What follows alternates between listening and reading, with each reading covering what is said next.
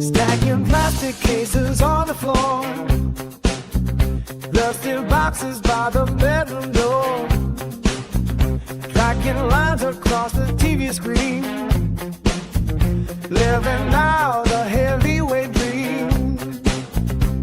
The color bleeds in shades of blue, a baby world I'm passing through, pushing play to let the tape run wild. Just a lonely, restless-hearted child. Rewind the tape, the film's on VHS. Rewind the tape, a Grady analog mess. Sylvester on the screen, tougher than he looks, the king of every scene, the hero in my books. Climbing up the stairs in Philadelphia, training hard to keep the world from killing ya. Blood and sweat in every single frame, I can almost hear them shout the name. The magnetic strip begins to fray, watching all the static melt away. Off away, no remote, just flicking on the deck, risking everything to save a wreck. Rewind the tape, the film's on VHS. Rewind the tape, a Grady analog mess. Sylvester on the screen, tougher than he looks, a king of every scene, the hero in my books.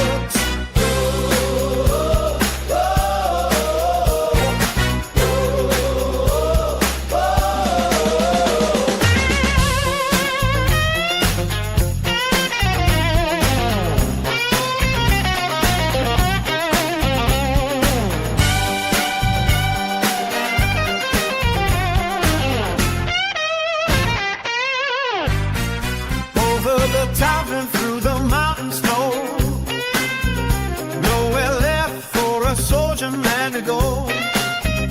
Boxes piled up in a cardboard tower, losing count of every passing hour. Black and white labels written by hand, smallest screen in all the land. The motor hums a low and steady tune.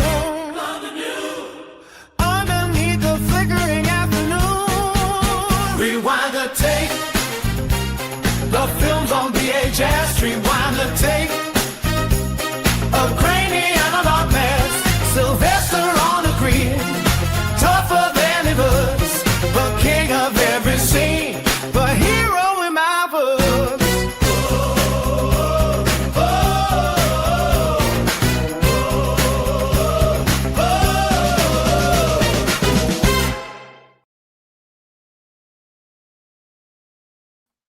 There we go, and welcome everyone. We'll be starting shortly. Let's see if Hefe is ready. Give us a thumbs up, Hefe. He's on his way. But yes, it's Juice-Lie, or the end of it, the last day of Juice-Lie.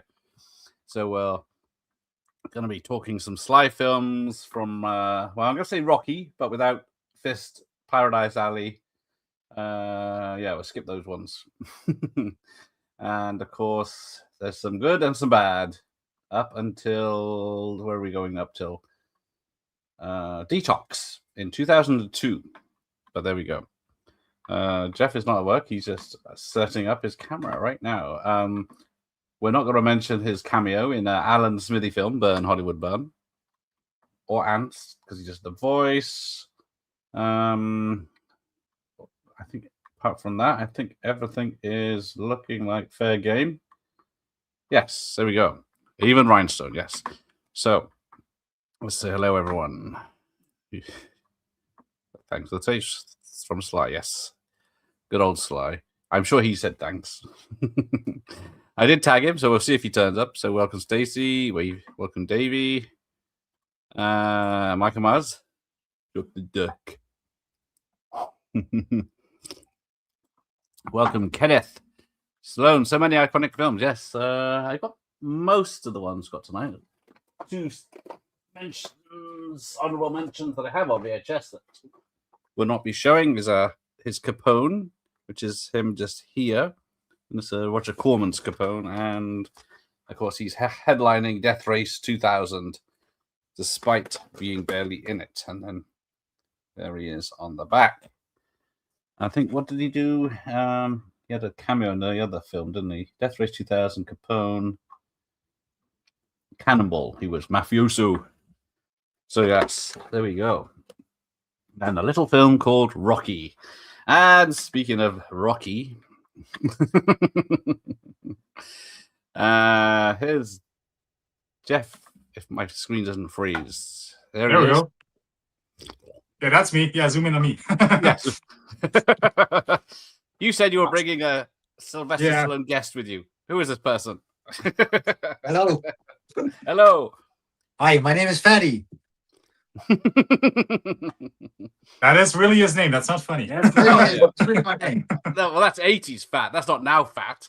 That's not fat. And if for those who are going to read my book, one of my characters is based on him, and the book is coming out soon. So yeah. Yeah, well, that's a self-promotion on my channel. I'll bring it up. Let's have another look, because let's make it big. And I know where is it available. Oh, is it zooming Just in? the blonde with the tits. Right. That's a redhead. So New Orleans is on fire as usual. Yeah. Yeah, Streets of Judgment available August 20, what did I say? 24th on Amazon. Okay. Right. So as you saw there were many films in that list, unfortunately. Some of them not good ones, but Jeff loves them all. Good evening, Garden. Welcome. Yeah, so I was just chilling with this guy and he wanted to tag along. I was like, yeah, sure, why not? So Yeah, he can have his input. I'm sure he's a Sly fan, so why not? Yeah. It's let's test him. First Blood Part 2 or First Blood? Rambo 2 or Rambo 1? Think carefully. I would say Rambo 1. Yeah, First Blood. No, he's not allowed. Hey, that's my answer to the question. So I don't know, Jeff. Have you got Kitty and Studs on your? nah, that's no. I'm not going to go that far. No, I don't have that one. No. The good news is I have marked all the pages of Stallone films in the book, so we get Oh reviews. no! I think Garden's the heat's got to Garden gain because he's saying Over the Top was amazing. So Hey, I agree. we'll see what the book says. Yes, the only is the prime member of the only ex-rental. It's just absolutely isn't battered. Yes, this is the Doctor Impossible keeps these things in such good condition. It's like barely a mark on it for 40 years. Yeah, but I'm the only one with a almost pristine condition poster. So Yeah, I had that as a teenager. I had the video poster of that, but before I even saw the film. Yeah. Rob's here. Hello, Rob. He'll be on his VHS show later at midnight. Right, let's have a look. Hello, Daniel. I just realized it's way too hot to be wearing the Rocky fedora, so I'm going to take it off. It's going to be here in spirit. No. No, it's way too hot, guys. Down, Jesus. Yeah. Lightweight. Stallone wouldn't put up with such softness. But right. Well, Philly isn't exactly known for its heat, so yeah. No, well, in the summers, I guess they have. Yeah, It's a bit frosty at most of the time, I should imagine. yeah. So we've got a little video to watch tonight from what is it, 76 to 2002. Not many films he got. Oh, he's gonna show off, is he? If you say 1970, I'm assuming we're going to start with a little known film start called with Rocky. Yeah. What is that? A 4K? This is the 4K collection. What's the point watching it like that? You got to watch it on VHS to. I don't have those on VHS, but I got the Rambos. Somebody was kind enough to give them to me, so yeah. Oh, Josh, yeah, good, yeah. I said everywhere I put the early start, so it's not my fault. It will be at a midnight showing, yes. That's why we started at 8. Jeff will be talking a bit about this character, I'm sure. Oh yeah, I can never shut up about Rocky. So yeah, I can't show the Kitty and Stud stuff. No, but I don't know. I Is think Kitty... the trailer of that is actually pretty tame, as far as I remember. Yeah. Ah, see, man after my own heart. Right, so let's. I'll tell you what, over the top has never looked as good as on 4K. So. Well, it's never looked good. So. So let's have a look at what we're starting with. It's Rocky. Bam, bam, bam, bam, bam, bam, bam, bam. Yeah. Don't get me copyright already. Ah, yes. We'll get to Copland. That is a great one. Before... Yeah. Yeah. All right, it's a good film. I watched it again yesterday. It still holds up. Yeah. Well, why not? Can't be any worse than the kid that's in there. We've watched worse on here than Kitty and Studs. I wouldn't go that far. Yeah. There was it's not in the book, unfortunately. It's the last film in here is that one isn't in. Okay. Yeah. No, Oscar's not in here either, so I think Tango and Cash might be the oldest one. What was after that? Well, we'll see. Rocky 5 was after Tango and Cash. Ah, that might be. That was the first one in the 90s, yeah. Oh, Rocky, the second greatest film of all time. Is that after Double Dragon? What's number one then? It's either The Odyssey or from this year or Superman from last year. Ooh. Good evening, Iris. Oscar for me. There you go. It's a good I like film. Oscar, yeah. It's not bad. It's just, it's very. I would long. say it's objectively the best of the comedies that he did. Yeah.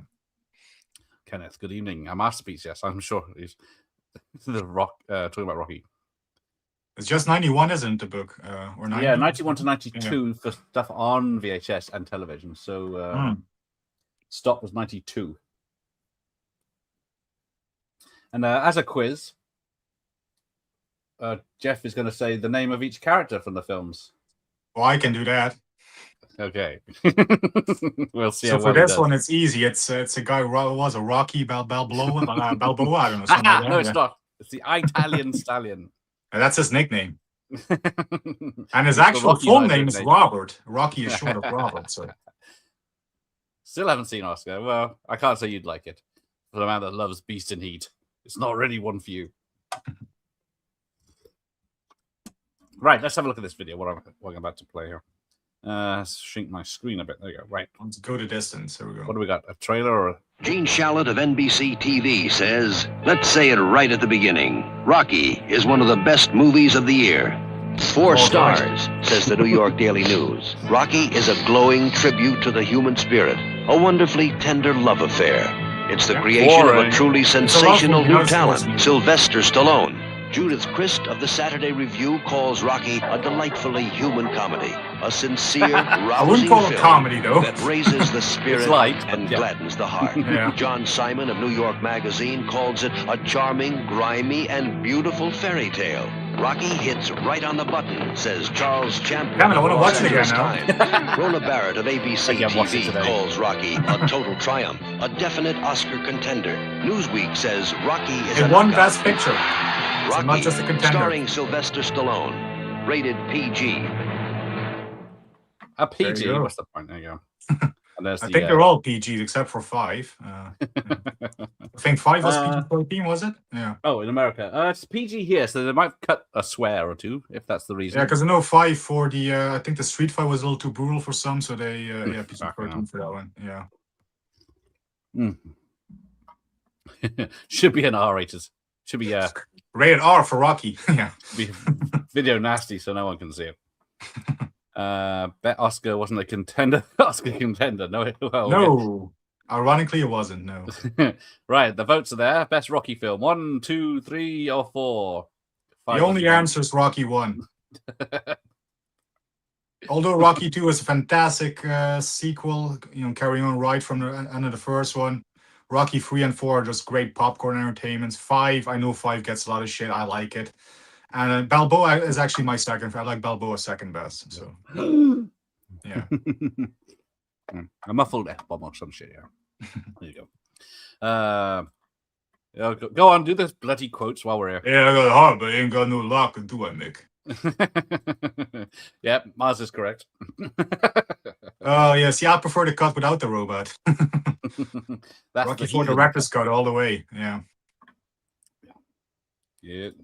No exclamation marks if you want to the votes you count. Just the digit, just the number. Just the digit. I think you can write the word, but Oh, okay. any other characters, that isn't a number. Oh, there we go. Oh, hang on. Rocky 4 is taking over. Yeah, Rocky 4 is the most popular, so I get it. But, yeah.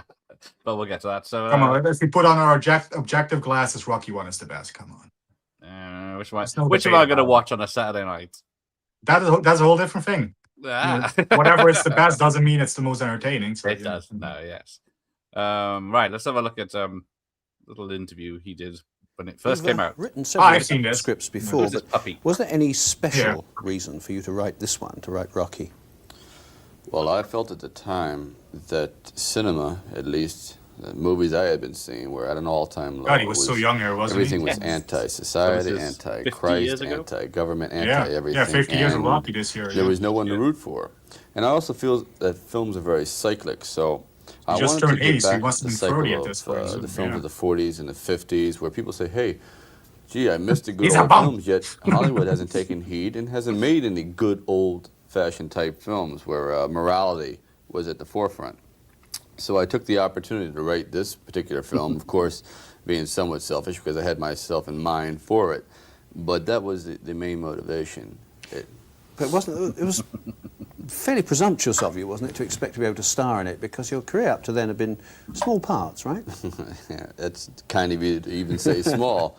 Yeah, they were. I was mostly what is known as atmosphere, always in the background, or the guy that was the drunk that was being stepped over in the gutter, and other lame Or just a roles. year before we did But this film. I felt that, geez, if I was going to go down, at least into professional obscurity, I wanted to at least have the opportunity to say to myself, well, you tried. You put your best foot forward, and you didn't make it.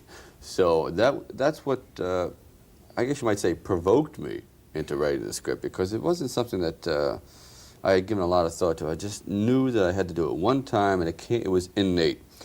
Now, the thing was, what was the proper vehicle? I surely couldn't pass myself off, at least as a lawyer in a three-piece suit. I just don't think I have that kind of appeal, or whatever it is. So I wanted to take it much more basic, a man from the street. All right, what kind of a man? An underdog, and that being a professional fighter, I think, has that connotation to it.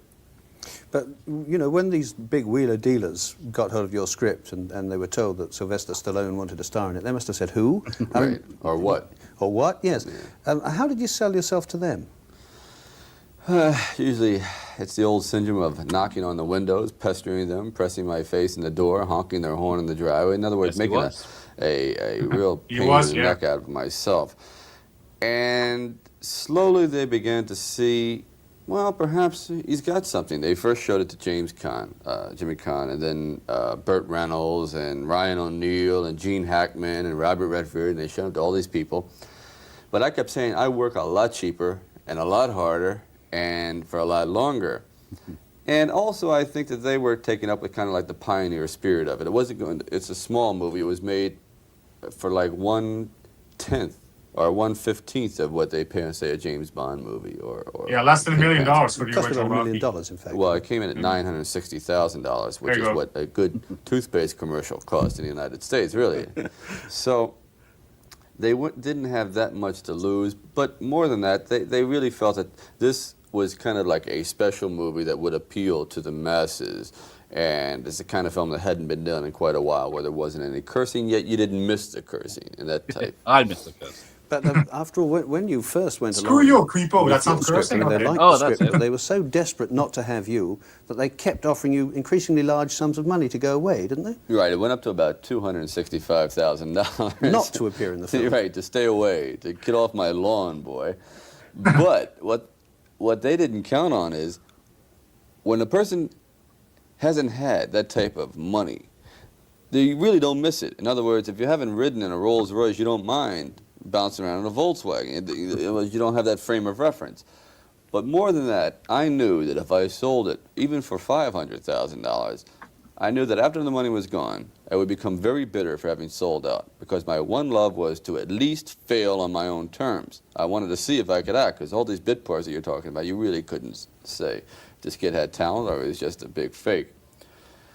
So they were caught up in kind of like the enthusiasm. Jeez, wow, my God. Well, why not? All right, we'll give him a chance. And they put a lot of clauses in the contract, like if I fell in love with my leading man, or if, if I curse a nun, or if I don't brush my teeth, or whatever, I could be removed from the script after production after 5 to 10 days. But all that aside, I really think that they just wanted to get rid of me. And they said, well, let's put him in a movie. That'll get rid of him for 2 months. You know, that kind of thing. And you did it, in fact, for a very small fee. Was it $20,000 plus a percentage? Right, $20,000. And what we have is a Screen Actors Guild minimum, which is about $600 a week, $620 after taxes. But were you not really quite poor at that time? Your wife, I mean, I've read all these stories about your wife going out to support you while you sat at home and pounded the Right. typewriter. I mean, all this was true, was it? Oh, yeah. At that time, I must admit, my life was definitely on the wane, at least professionally. I was emotionally, spiritually, physically bankrupt. We had about $106 in the bank. I had a landlord. She's a female landlord, but she was so big that when she came to collect the rent, like an entire shadow would cover the building. You know, it's like a total eclipse. And I mean, I'm not a small man, but she was a vicious individual, and she would have thought nothing about taking my car and bending it in half if she didn't get her money. And so I had $106. The rent was $300. I had a pregnant wife. I have a very huge British dog, matter of fact, a bull mastiff, who you eat anything, organic or unorganic, anything, cactus, including the landlady. tree. Oh, the landlady. I mean, feed it. What do you want to feed it? A brick. Give it a brick tonight. Anything. So I had that kind of like dilemma. So you might say I had quite a bit of fuel to sit down and write the script. I wrote the script in about 3.5 days, and only because I could hear the wolf at the door, literally. And that part was true. It really was. It was getting right down to scraping the old bottom of the barrel. Did you not feel any doubts at all? I mean, when on that first day of shooting, when you step out of your caravan or dressing room or whatever to go and appear before the camera, was there never a moment when you thought, my God, am I doing the right thing? Oh, yeah. Oh, yeah. Up until that time, I was bluffing. You know, they said, yeah, I can act. I'm a good actor. Just give me a chance. Of course I can do it. I can out-act anybody. Don't worry about it. Then they said, okay, do it. They called my bluff. Now, if I go out there and make a fool out of myself, I've wasted $1 million. I've destroyed my reputation. Any young artist that comes along and says that they'd like to make a movie, they're going to say, hey, don't you remember Stallone?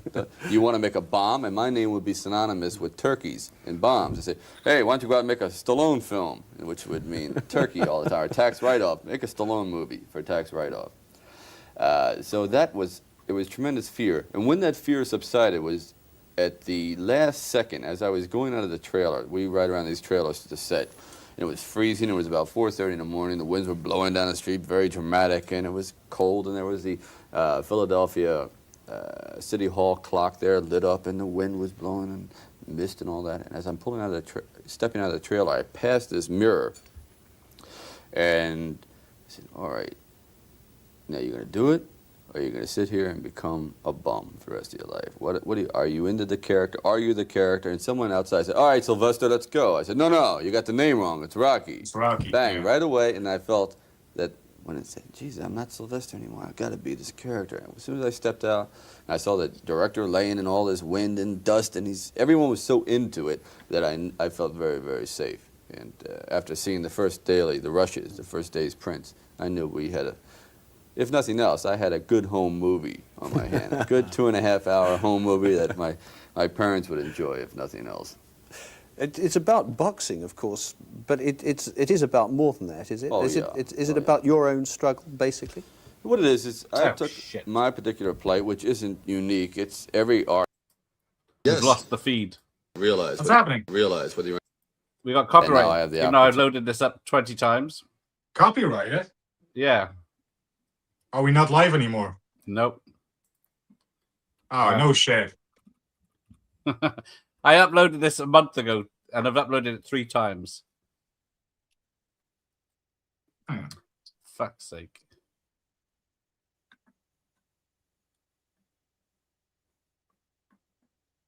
Oh, let me check. It's a stream. Go on. Let me know when we're back. Yeah.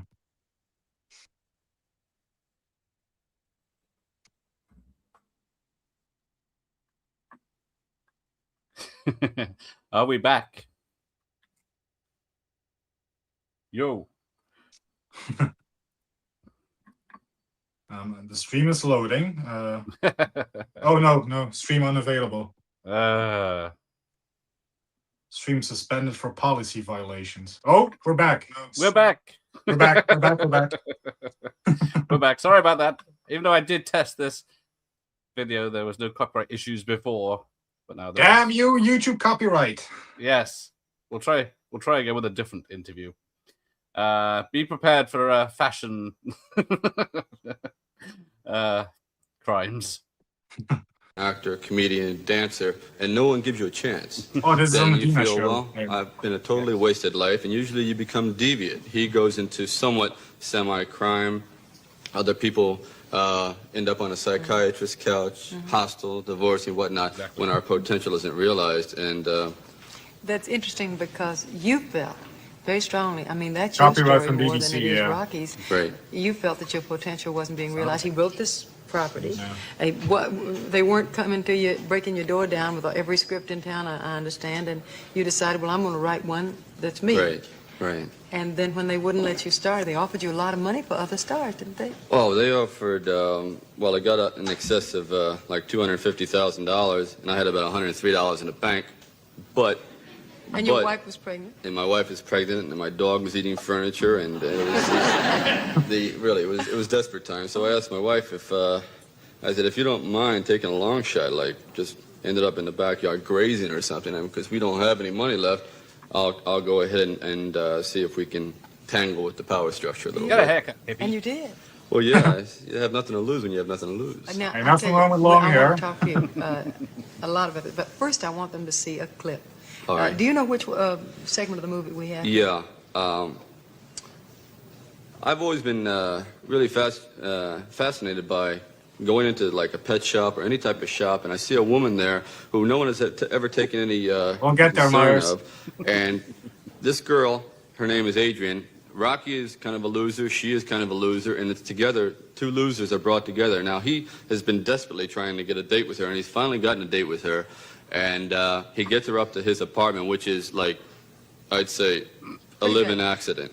It is the It worst. is. It is disgusting. pretty bad. Terrible. Terrible place. And he raises turtles, and that's all he has in his life. Turtles and garbage. Total. So he brings it to Back this when place. people could look him And in a the punching eyes. bag. And a few Hershey bars, and that's about it. And he brings her in.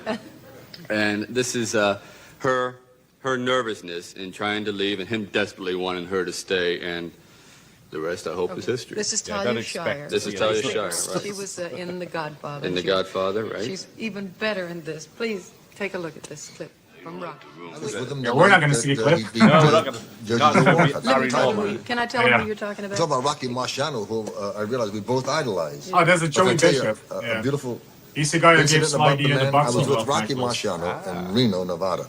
And Rocky, I think, pound for pound, was one of the Yeah, Rocky strongest Marciano punchers gave it that to him, ever and he lived. gave it to Sly. As we walked in to this nightclub in Reno, some guy about 6'7", weighing 380 pounds, walked over, and he said to Rocky, "I could wipe up the floor with you in a minute." And Rocky turned to me and said, "Didn't I tell you when we walked in there was one guy here that could take me?"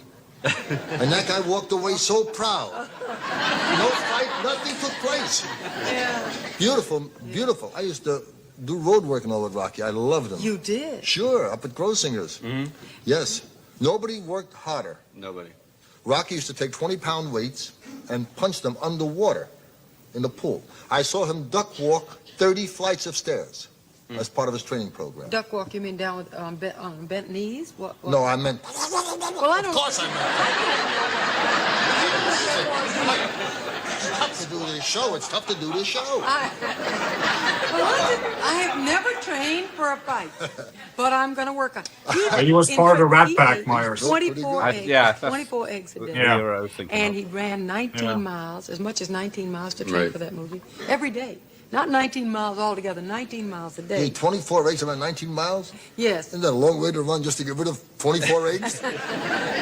No, but I mean, that would certainly handle the cholesterol, He's in running great 19. shape. Yes. Well, you worked, I mean, he really put himself Well, through that's bruising. the thing. If you're going to play a fighter, it's not.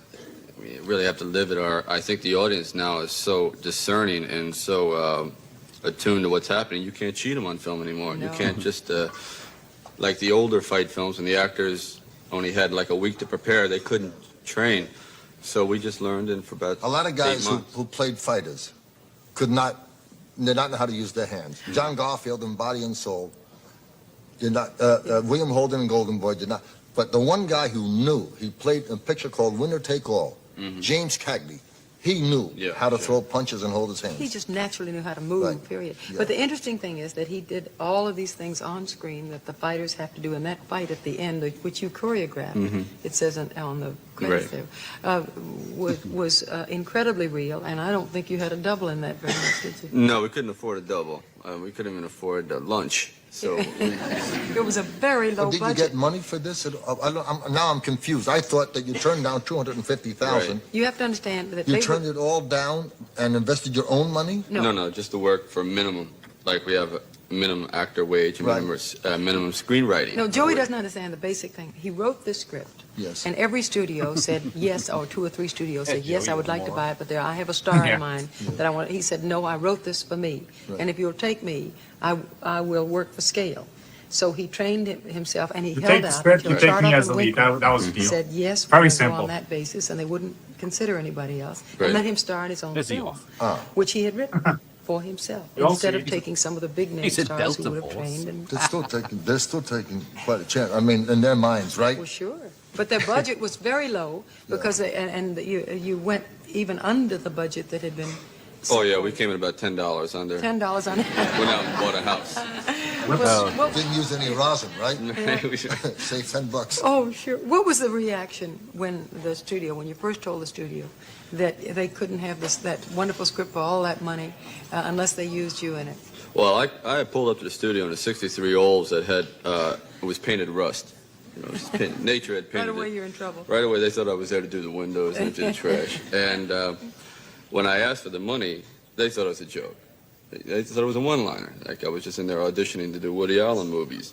And the more I stuck to it, I think the more worried they became. Then they said, "Well, what the hell? Let's show a little pioneer spirit." And it went up to Arthur Krim at the top of UA. Yeah, that's it, Mars. Down He's in again. Delta Force. Okay, Yeah. let him go. We'll give you $1 million if you go over. That's too bad. And the producers put up their mortgage, their homes, their cars, the locks, the bagels, everything was out. You know, they just put it all on the line. And luckily, John Avildsen brought in what I think is going to go down as truly an extraordinary piece of work, since it took 28 days, and I think it takes 20 longer to hatch an egg or something. You Sure. know? 20 hatch an egg, yes. Yeah, really. And you ate 24. I can't get over Yeah. that. I watched that. Well, I walk strange from now on. Yes, I do. I find myself sitting on a lot of beach balls, you know. But they didn't hatch, right? Right. No. You talk about John Avildsen just now, and he's Yeah. a fine director. But now with the writer and the star there on the screen, didn't that put an unusual amount of pressure on him? Hey, sure. Oh yeah, it really did. The odd thing is there was one picture taken. I wish I had it now. It's the 15th round, bloody and gored, and nose is Hey, hanging Sean. in my ear, and then he said, "Listen, could you rewrite the love scene for next Thursday?" So they stick a giant big pen in my glove, and it's claw shot, and this is what the whole thing was maneuvered like that. So it was. I think that's what brought the movie to actual fruition. It just came to a head because everyone had nothing to lose. All the actors in it, there are no names really except for Burgess Shut up, Mike Meredith. Cobra. John Avildsen was he was borderline. No one had really seen what he could do, and now I think he'll surface as a major force. It's one of the finest things Burgess Meredith has done in years. And all. Oh, yeah. He's Oh, just yeah. wonderful in it. Oh yeah. He plays a 76-year-old trainer. This is his last chance, and he's really treated the. Everyone's Now, last. Whitey Bimstein, Right. who worked in Rocky's Corner, Yeah. is now almost that age, and he still is down at the Olympic boxing arena. Now, there are two things that just brought up two things that Thanks for the input, we Joey. didn't mention before. That Yeah, really. Rocky in the movie, his idol, Rocky Marciano, has a picture over the mirror, and he stands there, and the stance is exquisite. But the gym scenes that you had were so authentic. Were you a boxer before? Had you worked out? And one. No, I just always had an overly aggressive mouth. Oh, and that didn't take you into gyms or out of them. No, like but that. it sure kept me in in supply of Yeah. fisticuffs. That's and Rocky too. Backyard pugilism and all that. He's out the shit with 30 women But and this drab, noisy Oh, place. it's the noisiest place. If you've never been in the gym, it's a whole Yes, other we'll world. be Right? seeing You go Meredith into a in trance. Batman It's 66 the this week. bags and the pounding, and that's just what I always felt was missing Yeah. from other fight films. So we incorporated that. And there was one scene. Rocky Marciano's manager, at times, when Rocky would say, "Listen, I'm a little tired," but haul off and hit him right in the jaw. Bang. You treat him like really like a young caveman. And I said, let's do that in the movie. That'll look great. So he's tying a string between my feet, so I carry my body just so. And I say, okay, Burgess, during this point, you just haul off and smack me right here. Don't miss, on the chin, okay? It's really fragile. Hauls off, hits the earlobe, right? All this, I don't know, potatoes come out, whatever comes out of your ear. Oh, yeah. Then he hauls off, hits me in the nose. Third take, he's knocking me out. I'm playing the fighter. And Burgess, Oh, birds. Yeah, he's not very tall. I'm a 5'10" blood clot by now. I said, all right, times. I tell you what, we'll do the red shoes. I mean, forget it. Yeah. So we decided not to go with Burgess's punch to the ear for 5'9.5", mine health. says. Yeah. Really? Did you know Rocky had a I think it's back close to problem 5'8" or all so. of his life? Did you know that? No. No. Yeah. Al Wild, you know, who handled Right. Rocky. Yeah, Probably Rocky had, 5'7", and not many but people I know think about it. so. And that's really the reason, his main reason I for think it's a retiring Bobby tonight. Was because was of the it. count of his back. And he's the first man in the history of boxing in the heavyweight division who ever won the title without having been previously defeated. Mm-hmm. Tony was defeated Yeah, by Rocky Greg, then Marciano she was retired defeated. undefeated. This is a Joe Louis well-known was fact. defeated by Schmeling in Thank a you. non-title fight. He was the first one. Record, Got a I think, point to was prove. 49 fights, 45 knockouts, 4 draws. Right. 4 Extraordinary, decisions. right. Tell me, did you ever think about doing the Rocky Marciano story? Well, I couldn't take the liberties with it. This man's story is much more pathetic Yeah. than Rocky. Rocky was, I think, much more well-adjusted. A fighter from the beginning, really. Right. And this man really was just a bum. Well, Rocky was he was a baseball player, then became a He fighter. was a catcher, a great athlete, Right. by the way. Right. Yes. I heard an interesting story about your mother, and I don't know if many people know this. His mother. His mother beat Joe Louis in a No, 3-rounder. no. I was there, April the 14th, 1951. No, that was Split Sylvia decision. Bruce. That was Sylvia Bruce. Sylvia Freeze. Now, no, the thing is, his mother said, well, I she's did an hear this. astrologist. Is he an amateur astrologist? No, What did she say? she gets paid, so I guess you could say she's Oh, this is a on it. professional. Yeah. She read your stars or something? What did she say? Yeah, it was about 8 years ago when I was just starting out in acting, and I said, how am I going to do, Ma? And she says, no one will talk to you for 6 years.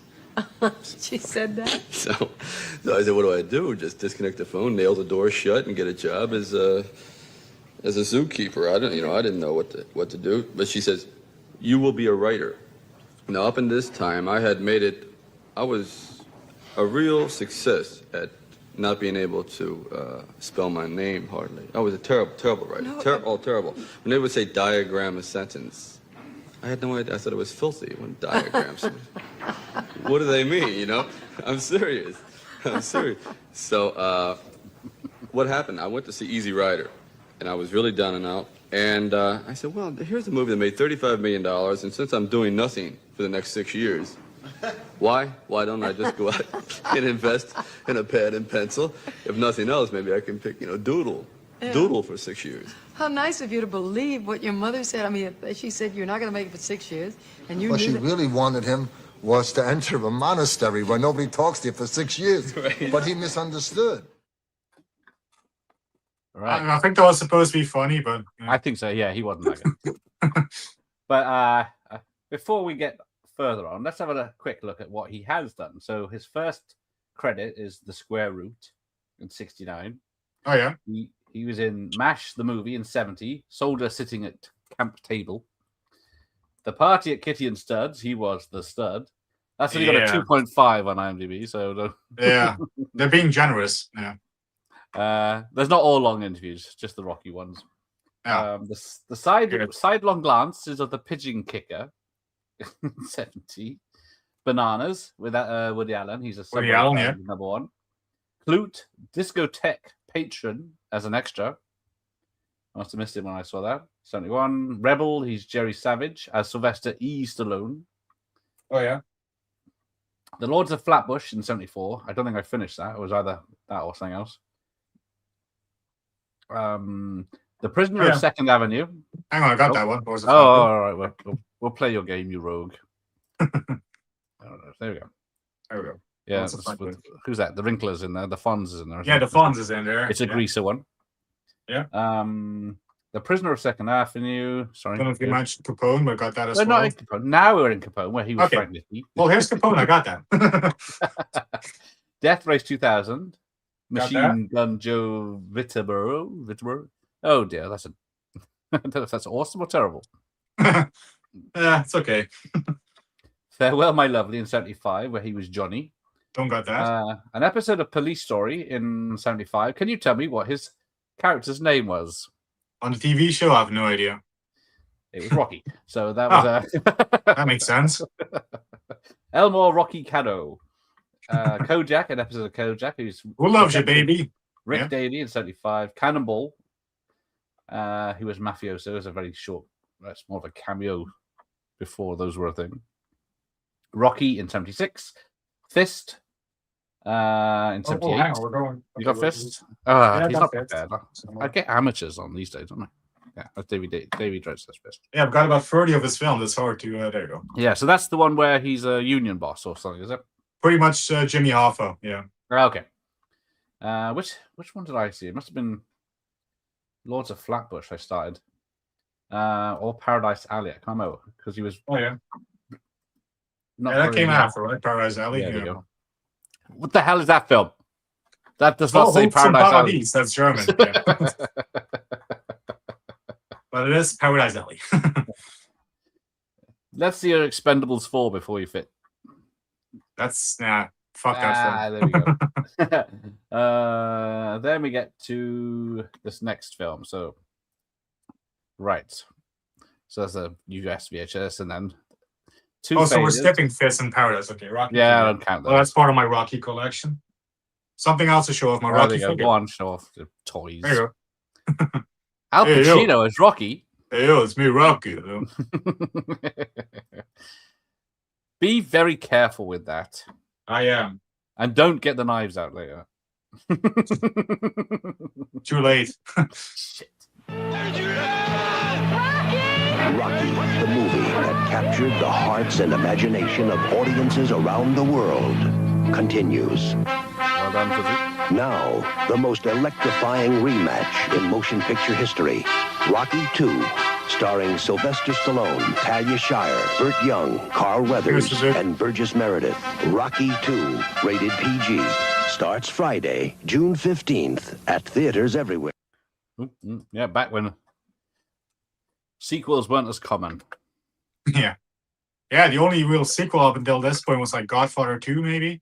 That was 74, so. Yeah. Yeah, I think Jaws 2 was later. Was it earlier around this? Yeah, Jaws 1, yeah, it could be around the same time. I got it right here. That might be 78. So yeah, there's just the start of the sequels. It's just the start of the, all the sequels, yeah. But there we go. What do we say about Rocky 2? The first 10 minutes is the end of Rocky Great 1. film. Yeah. Good evening, Andy. But yeah, I like mean- all these Rocky films, you can skip the first 10 minutes if you're watching them in a row. Yeah. Yeah, it was really, I mean, back then we didn't have VHS, whatever. You couldn't really rewatch the films over and over. So No. yeah, there was really 2 years in between. So just a reminder for the audience what happened in the last film. Yeah. Yeah. Different And, times. Does Rocky Balboa do it? I don't think it does. It just starts off, doesn't it? Oh, Balboa just starts with a reel of Mason Dixon to Hmm. set up that character. Yeah. So I think that's the only one. I think Rocky 5 does a recap, doesn't it? Because Yeah, 5 has a very small of 4. Yeah. yeah, and then into the Up showers. until 5 is all recaps. Yeah, at the beginning. Well, yes, this is how we rolled in there. 82 or whatever it was for this game. Available in stereo. Yeah.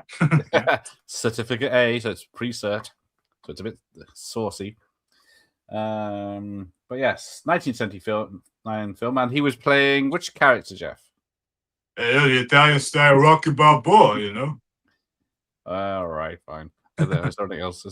Oh, Let's go and back. for Fist it's Johnny Kovac. For Paradise Alley it's Oscar Carboni, if I'm not mistaken. Cosmo. Oh, Cosmo Carboni. Yeah. I thought I had the right guess, obviously. Yeah, we're It's been a while since I've seen that film, but I remember Carboni. not a regular Yeah. watch than that one. Yeah, it's not a regular one. But yes, there you go. So I think once we get to the US VHS, that's the end of this for that. So, do you want to say anything more about Rocky 2? Nothing needs to be said. Perfect No. sequel. Move on. It's a great one, isn't it? Yeah. All right, let's see what's next. What film's next in the timeline? if I Should put it be right? Nighthawk. Yeah, Nighthawk. There you go. The little-known I film. do got the Michael. English title on the DVD for that, but my Blu-ray has Nachtfalken, German, Ouch! and different covers. Yeah. But what's that? What's the reviews say in my book of Rocky 1 and 2? Oh no. 3 stars for Rocky. 3 stars. The Academy Award winner about a loutish lug who wants to become a boxing champ. Stallone makes you care for him in the screenplay written by him, and Shia playing his painfully shy girlfriend. It's Yeah. splendid. Oh, hang on. Sounds like a 5-star review to me.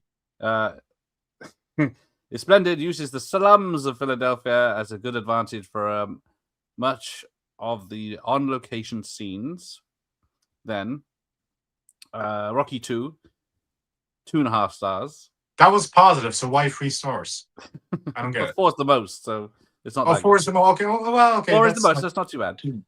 not too bad then. Yeah. Rocky is down on his luck and struggling with another shot at the title. Shameless manipulation conjures up emotional responses from the earlier film, but it's the implausible to boot. Well, it's all implausible to boot. The cinematic fight Implausible? sequence is a rouser.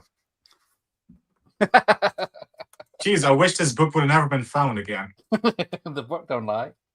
Myers, hide it better next time. Or Josh, whoever it was. They both tried, but yes, Wolfgar. Wolfgar! Yeah. The late great The Rutger great Hauer. Dutch Rutger Hauer. Yeah. No, Good is film. he? Fuck, I used to like Yeah. him. It is Billy D with a mullet and Yeah. auditioning for Superman, which Sly almost was Superman. Yeah, Sly was asked for Superman, yeah. I think it's only one scene he has the shirt, but yeah. Thank you, Sabine. Right. Okay. I think let's have a look at Victory next, right? Yeah. Well, I think we have a trailer for this. Oh, we got. Oh, yeah. Yeah. Hamer Reinhardt, international terrorist. Deke De Silva, New York City cop. That's Serpento. One man can bring the world to its knees, and only one man Wolfgar! can stop him. Universal Pictures presents Sylvester Stallone in Nighthawks. Wolfgar! Nighthawks, rated R. Now playing at a theater near you. Very, very underrated film. Absolutely love it. Yeah, Yes. recommend it. If you Yes, haven't it seen is. it, recommend it. Yes, very great. 80s thriller in grimy New York of the Yeah. early 80s. Because it Yeah. came out 81. Yeah. So it's a very good one. But yeah, there a lot of violence and Rutger Hauer were cut out. Yeah, Rutger Hauer. This is like his first Hollywood film, and right away he's like the very despicable bad guy terrorist. It's it's a great role for him. Yeah. Oh, that reminds me, I was supposed to post up earlier. It's going to be Rutger Hauer August. How August. So we'll be talking about this one again in a month's time. Okay. No, yeah. we did this one in July. I did it. You could be bothered to turn up. You did it last year, didn't you? I did do a watch party of this. Yeah. Yeah. So let's have a look at Nighthawks review. 3 stars, same as Rocky. There you go. Well, This 3 stars for anti- this is okay, but Yeah, all right. This is anti-terrorist thriller. Tries hard to be a French Connection because it was technically the 3rd film, wasn't it? I think the screenplay was originally going to be a French Connection sequel. That's right. Yes. Yeah. Yeah. For the 80s, Sylvester Stallone plays a New York cop who is pitted against an international terrorist out to rehabilitate himself with a fraternity of proving his value and garnering publicity in a spectacular manner, as played by Rutger Hauer, making an impressive American debut. The man is formidable adversary, which keeps the suspense mechanism tightly coiled. Now, Surprisingly positive. Yeah. yeah, let's see. It won't all be. Yeah, the little film in 1984. Deadliest Absolutely. terrorist has come to New York. Look up against the window. Sylvester Stallone and Billy D. Williams have got to stop him. You know who that was? Clint Eastwood. Nighthawks. some of the bad editing Yeah, skills. this was the first film where I heard Sly drop the F-bomb in the subway scene where Wolfhard escapes and he's like, "You fucking dead! You fucking dead!" It's like, whoa, that's the first time I heard Sly use that word. So except for the Rambos, he says the F words in Rambos, but yeah. Yes. Catherine Merritt has a very small part in the shop. Yeah, she does. Underrated one, yes. He does look like a BG, to be fair. Good evening, Dave. Hey, Dave. Keith Emerson did the music. Yeah, I think so. But there you go. Well, we'll get to Night Fever later. No, we missed the cameo. I'm not including that. He was in the opening titles. Yeah. Sly has directed more people on set than anyone else. I think cinematographers and directors, hasn't he? Yeah. Yeah, I think it's one of his things, isn't it? He fires the cinematographer on the first week. Yeah, Rambo 3, wasn't it? Yeah. Yeah, he's not and Tango and Cash, I think. He wasn't lighting him properly or something. Yeah. We'll get to the ego section. Victory. Victory, Mr. Bond. Anyway, let's have a look. There is a... Got that on DVD, yeah. There is a... As Victory. It's also known as Escape to Victory. Right, there you go. I got a new poll. Have you seen Escape to Victory? Yes, no, or what? Yes, this is when he acting before his ego got too large. Yes. Spoiled him any other film. Well, Nighthawks, he had an ego because Rutger Hauer was acting him. Yeah, I like this film. It's all right. It's all right. It's not Sly's. Much to this guy's chagrin, I'm not a big fan of football, but I do like that film. Yeah. Soccer. Season's over, asshole. We'll get to that as well. Right. Okay, so yes, a lot of famous footballers in this. Resistance force and arrange the escape of the football team. Stallone. We don't become a spy, do we? No, I don't want to be shot as anything. Kane. I won't be responsible for your safety. One Seadow. The German national team will play a combined team from the prisoners of war. Pele. How'd you like to play football against the Germans? Why not? Victory. Now is the time for heroes. Rated PG. Starts Friday. Guild's Embassy Fire, Breach Baronet, and a theater near you.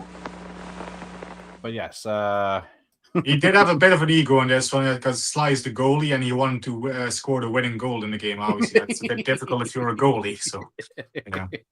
He could hoof it from one end, I'm sure. But yes, I love that film. It's like a staple of British television in the bank holidays, especially Easter. Yeah. Usually Easter Sunday it'd be on. But yeah, yes, it's a pretty decent film. It's not bad. It's not a Stallone film though. It's a combination of many people, a lot of real footballers, and then it's like an ensemble, Great Escape kind of thing. Yeah, really using a proper football that was heavier than a tank, not like the sissy ones they use these days. That is a terrible cover. Yes. Oh yeah, the Exodus guy was in Dread too. Fancido. Oh yeah, Max Fancido. Yeah. How can Stallone make sports films where they don't win, but you think they do? That is true. Just have a look at this. Is there anything else? Or is it? No, there is something else. Roger begins with not these guys. Victory is another the only ones thriller available. that seems to have been deliberately knocked together out of the best parts of several old movies. It's sort of like The Great Escape meets The Longest Yard and Rocky. Just check off these basic ingredients: an escape from a prison camp, a dramatically important soccer match, and a one-on-one showdown between Sylvester Stallone and a fearsome opponent. Once you realize where the plot elements of Victory are coming from, we're pretty much able to predict what's going to happen in this movie, and we're pretty much going to be exactly right. Victory is set in a World War II prison camp in Germany. A group of Allied prisoners start a soccer team with Michael Caine as the coach. Stallone is the guy who tries to play soccer as if it were American-style football. Yeah, so they're not positive on this one. That's the great soccer star Pele, the kind of guy Caine wants on his team, but Stallone keeps trying to make the team because he has an escape plan. There's a nice dry authority there from Michael Caine. Stallone, the brash American, fast talks his way onto the team, and in this scene, Caine and Pele give him some practice. But you could be a good goalkeeper. Keep trying. Thanks a lot. I may be wrong, but I have a lot of trouble believing that in 1944 the Nazis were supplying practice uniforms and extra soccer balls for their prisoners. Anyway, later on, that Allied soccer team was ordered to play an exhibition match against the Nazi team in a stadium in Paris. Stallone escapes from the camp to go to Paris to arrange a halftime escape for the entire Allied team. He falls in love while he's there with a young French woman, and then he goes back to Germany and breaks back into the prison camp in order to tell everybody what the plan is. I hope you're following all of this. It leads up to the movie's three-way interlocking final plot showdown. Part 1, will the Allies beat the Nazis? Part 2, will they try to escape at halftime? And Part 3, will Stallone be reunited with a French girl that he loves? Well, what happens then? Well, if you've seen The Great Escape, The Longest Yard, and Rocky, let's put it this way, the movie's not going to have a whole lot of surprises for you. I found this a very enjoyable film, so we disagree here. I think the kind of picture that you're talking about, The Great Escape and The Longest Yard, I think this is that kind of audience picture where there's an attempt by the director, in this case John Huston, to simply take the audience through an old traditional formula, the building of the team, and then the final confrontation. I liked your remark about World War II Germany. I think this is a very sanitized version of that. That disappoints me, honestly. But I thought this was a very pleasing picture. I got caught up in the most fundamental way that movies work on people. I was rooting for the good guy. Well, I don't think this is a major disagreement. I cannot recommend the movie, but I can understand what you're saying, and I did hear the people in the theater cheering during the soccer match, and I enjoyed it to a certain degree myself.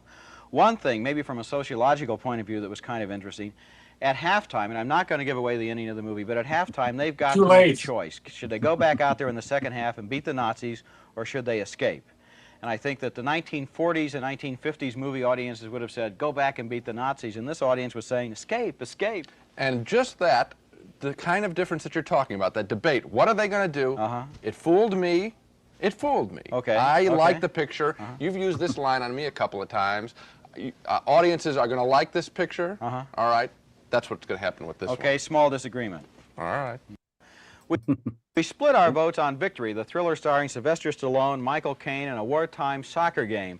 I vote no. I thought the movie was made up of predictable ingredients, but Gene liked the movie's rousing conclusion. He votes yes. So the book says 3 stars. Oh, wow. It's consistent so far. Consistent with Rocky, yes. Let's see. Canny adventure film that should especially delight soccer fans. Any resemblance between this film and a real World War II are coincidental. But the fighting spirit is there. For propaganda purposes, the Germans organized a soccer game between their team and the Allied war prisoners in order to show their superiority, and the escape plan is hatched.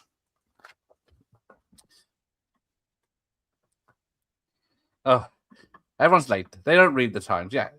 Because we're only in 1981, an hour later. Yeah.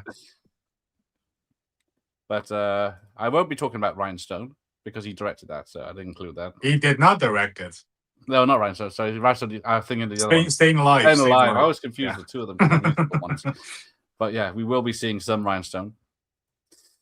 Yes, book 3 is better than Predator and First Blood, as we'll find out. Sorry, spoilers. Yeah. Ooh, yeah. Yes. Pay attention to the Welcome to the prime time, bitch. Right. So what's next? Should be Rocky 3, if I'm not mistaken, or First Blood. There should be a. I forgot which Rocky one. They're 3. both 82, but there you go. Rocky 3. There you go. Yeah. So there's a. What's your prediction for the fight? The critics are cheering for Rocky 3. A knockout. Still the champ.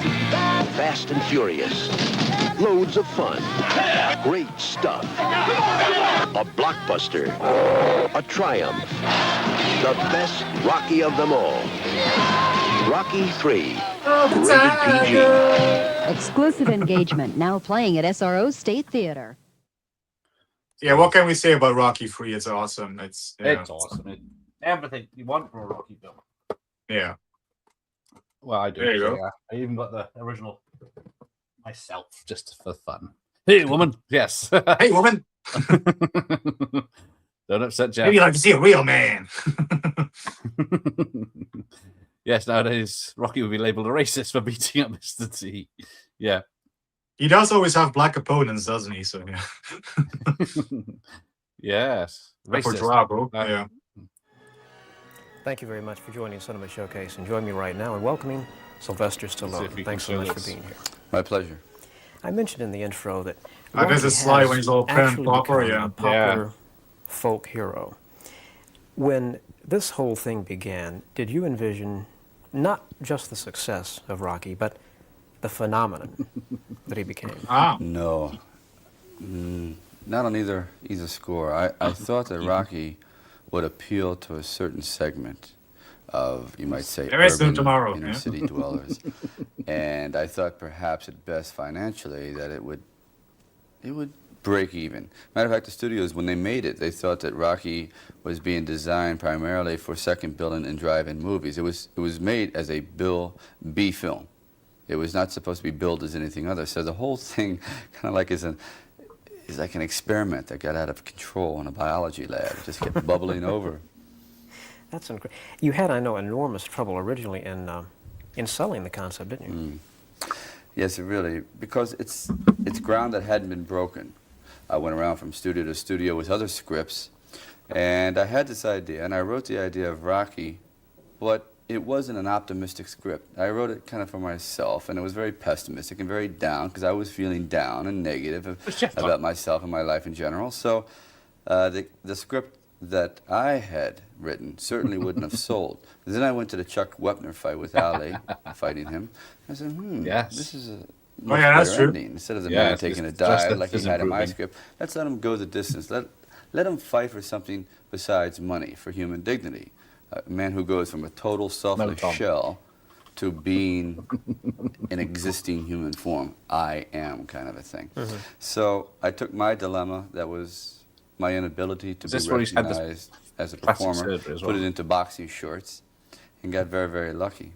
You know, I know there's such things. Speaking of boxing shorts, I got the ones from Rocky Creek. It almost seems in watching the original Rocky film and the subsequent films that a real fan would have the ones from the poster of Rocky 1. Those characters with Talia Shire, Burgess Meredith, Carl Weathers in mind. Because they fit them. Not just yourself, of course, but they fit them. So slides in the joint. It was a miracle. It's all the actors that were originally hired when they were intended to be hired fell out.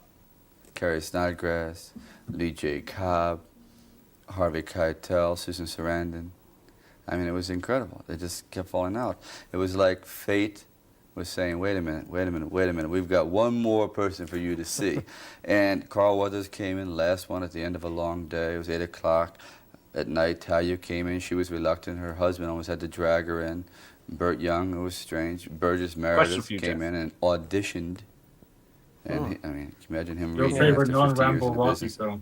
I didn't ask him to, but he did. So it just seemed that it was... Has he seen any?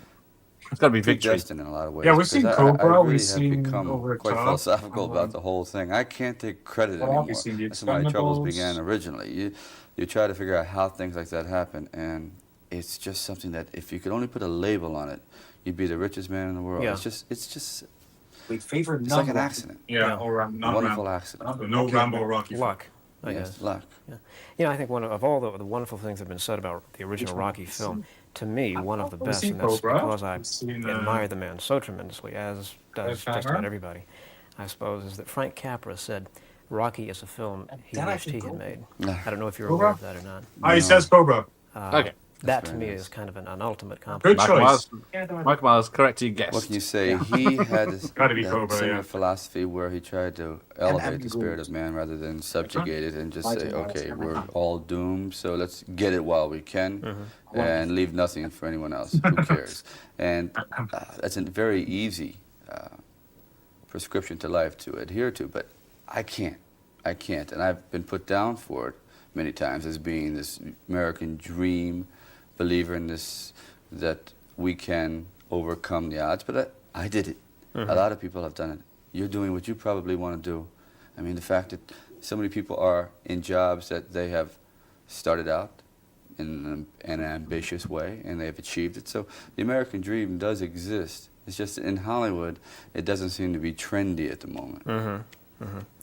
How much of a problem is it? Because we read so much about the incredible deals that are made, that are unmade in Hollywood, and we know the problems you went through in getting Rocky off the ground.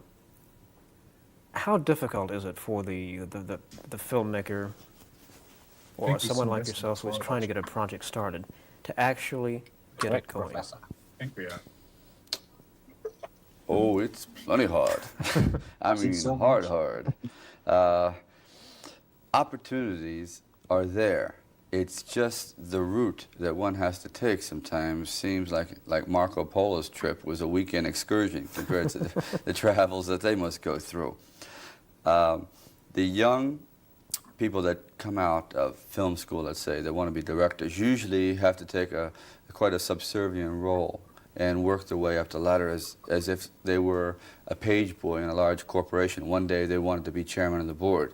Very, very, very rarely do you go into your intended occupation automatically because it's so limited. But I think that's turning around. With the coming of age of cable television and the unlimited possibilities, I think that the TV itself is a voracious, insatiable consumer of films, which I think will open itself up to such a variety and such a army, just a whole new legion of directors and performers and actors and writers, that I think it'll be this whole new Renaissance period. That's one thing I admire, though, about filmmakers such as yourself, is that when you make a film, it doesn't seem so much like a pre-packaged deal as it does people who are so right for what they want to do. Now, that's one of the things I've really gotten tired of in Hollywood in the last 10 or 15 years. Everything seems to be an international deal. Oh. You know, you get star A from England, star B from Italy, Yes, etc. yes. Oh, the packaging, yes. The packaging. Yeah. As much as I'd like to say art is done for art's sake and you'd like to take your film and hang it in the Louvre, it doesn't seem to work that way because above all else, it is a dollars and cents cash and carry business.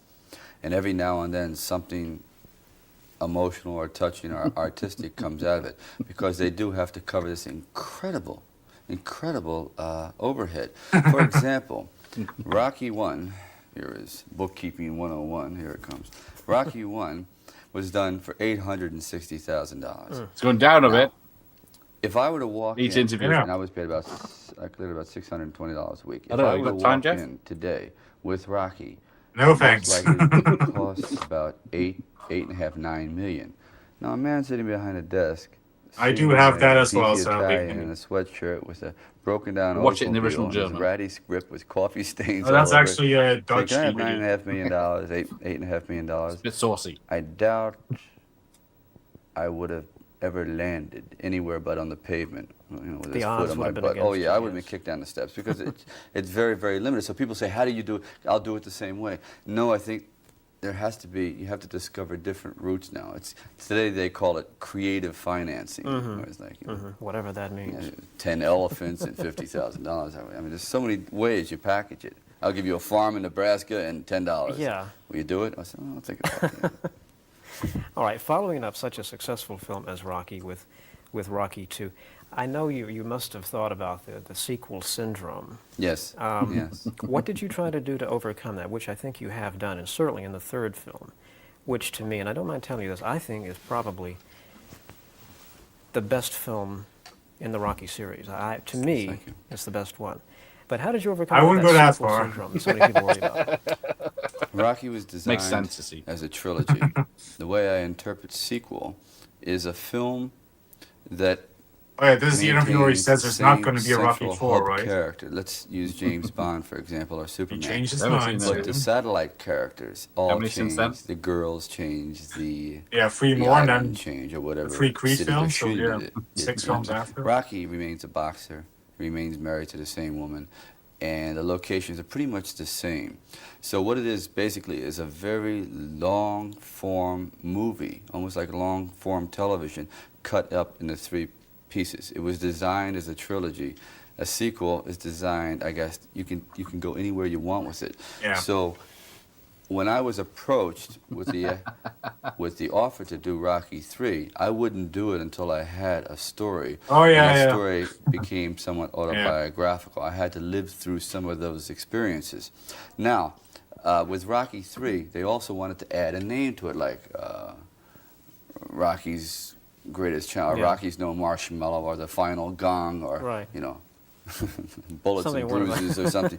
And I said, no, we have to remain true to form. It's 1, 2, and 3, just like the Dos Passos trilogy, USA, or James T. Farrell. Let's keep it simple, let's keep it honest, and hopefully the material will carry itself. Otherwise, we can't gimmick it up. Already, people are Certainly going looked there like with a it chip was. on their shoulder. I expect. Yeah, we don't talk about I didn't that one. expect any very Or very good Expendables 4. reviews at all. Or that at one, all. yeah. And that's the truth. I'm not trying to garner any sympathy. It really is the kind of thing that I was skeptical of, much less a stranger. I said, can you do it? Like, I won't say, but a lot of people said, come on, what is the reason you're making this film? Greed, right? I said, thank you very much. Would you like to come over to my house for dinner? You're really a wonderful person. Why don't you flatter me and Exactly. do a crooked mouth routine, too. I kind of like the title Bullets and Bruises. I think maybe for a future one that you might okay, for those people who have not seen Rocky III yet, the character of Rocky Balboa has undergone quite a few changes since the second film. Could you kind of bring them up to date on where he is as this film starts? Okay, at this point where the film begins, 3 years have passed. He has maintained the championship. Anyone who is the heavyweight championship has the championship of the world really has intro to any strata of society. He can go into the White House. Thunderlips, the ultimate male. Internationally, he's well known. So Rocky becomes a spokesman for products. He becomes a spokesperson for every charitable organization in the world. He does everything except box very often. And when he does box, they're usually over in 2 or 3 rounds. It seems You sell to see 4 and 5, his life has been Ian. taken out of his hands, and he's become a celebrity. And the clothing changes, his attitude changes. As a matter of fact, the weight, I'm about 40 pounds different in it, 38 to 40, because I felt that he would also be tailored to fit a certain image. Madison Avenue, like if Madison Avenue were to train a fighter or to build a fighter, this is what they would do. And along comes a very aggressive, hungry fighter named Clubber Lang, who wants his fair share. He wants his opportunity. He's not willing to let it pass by. And Rocky has been avoiding these issues. He's just letting his manager pick and choose his friends and pick and choose his fights. Well, he's finally forced into this fight, and he thinks it's just another easy fight, and he has a rude awakening. And it's his the re-education, what I call getting back to the eye of the tiger.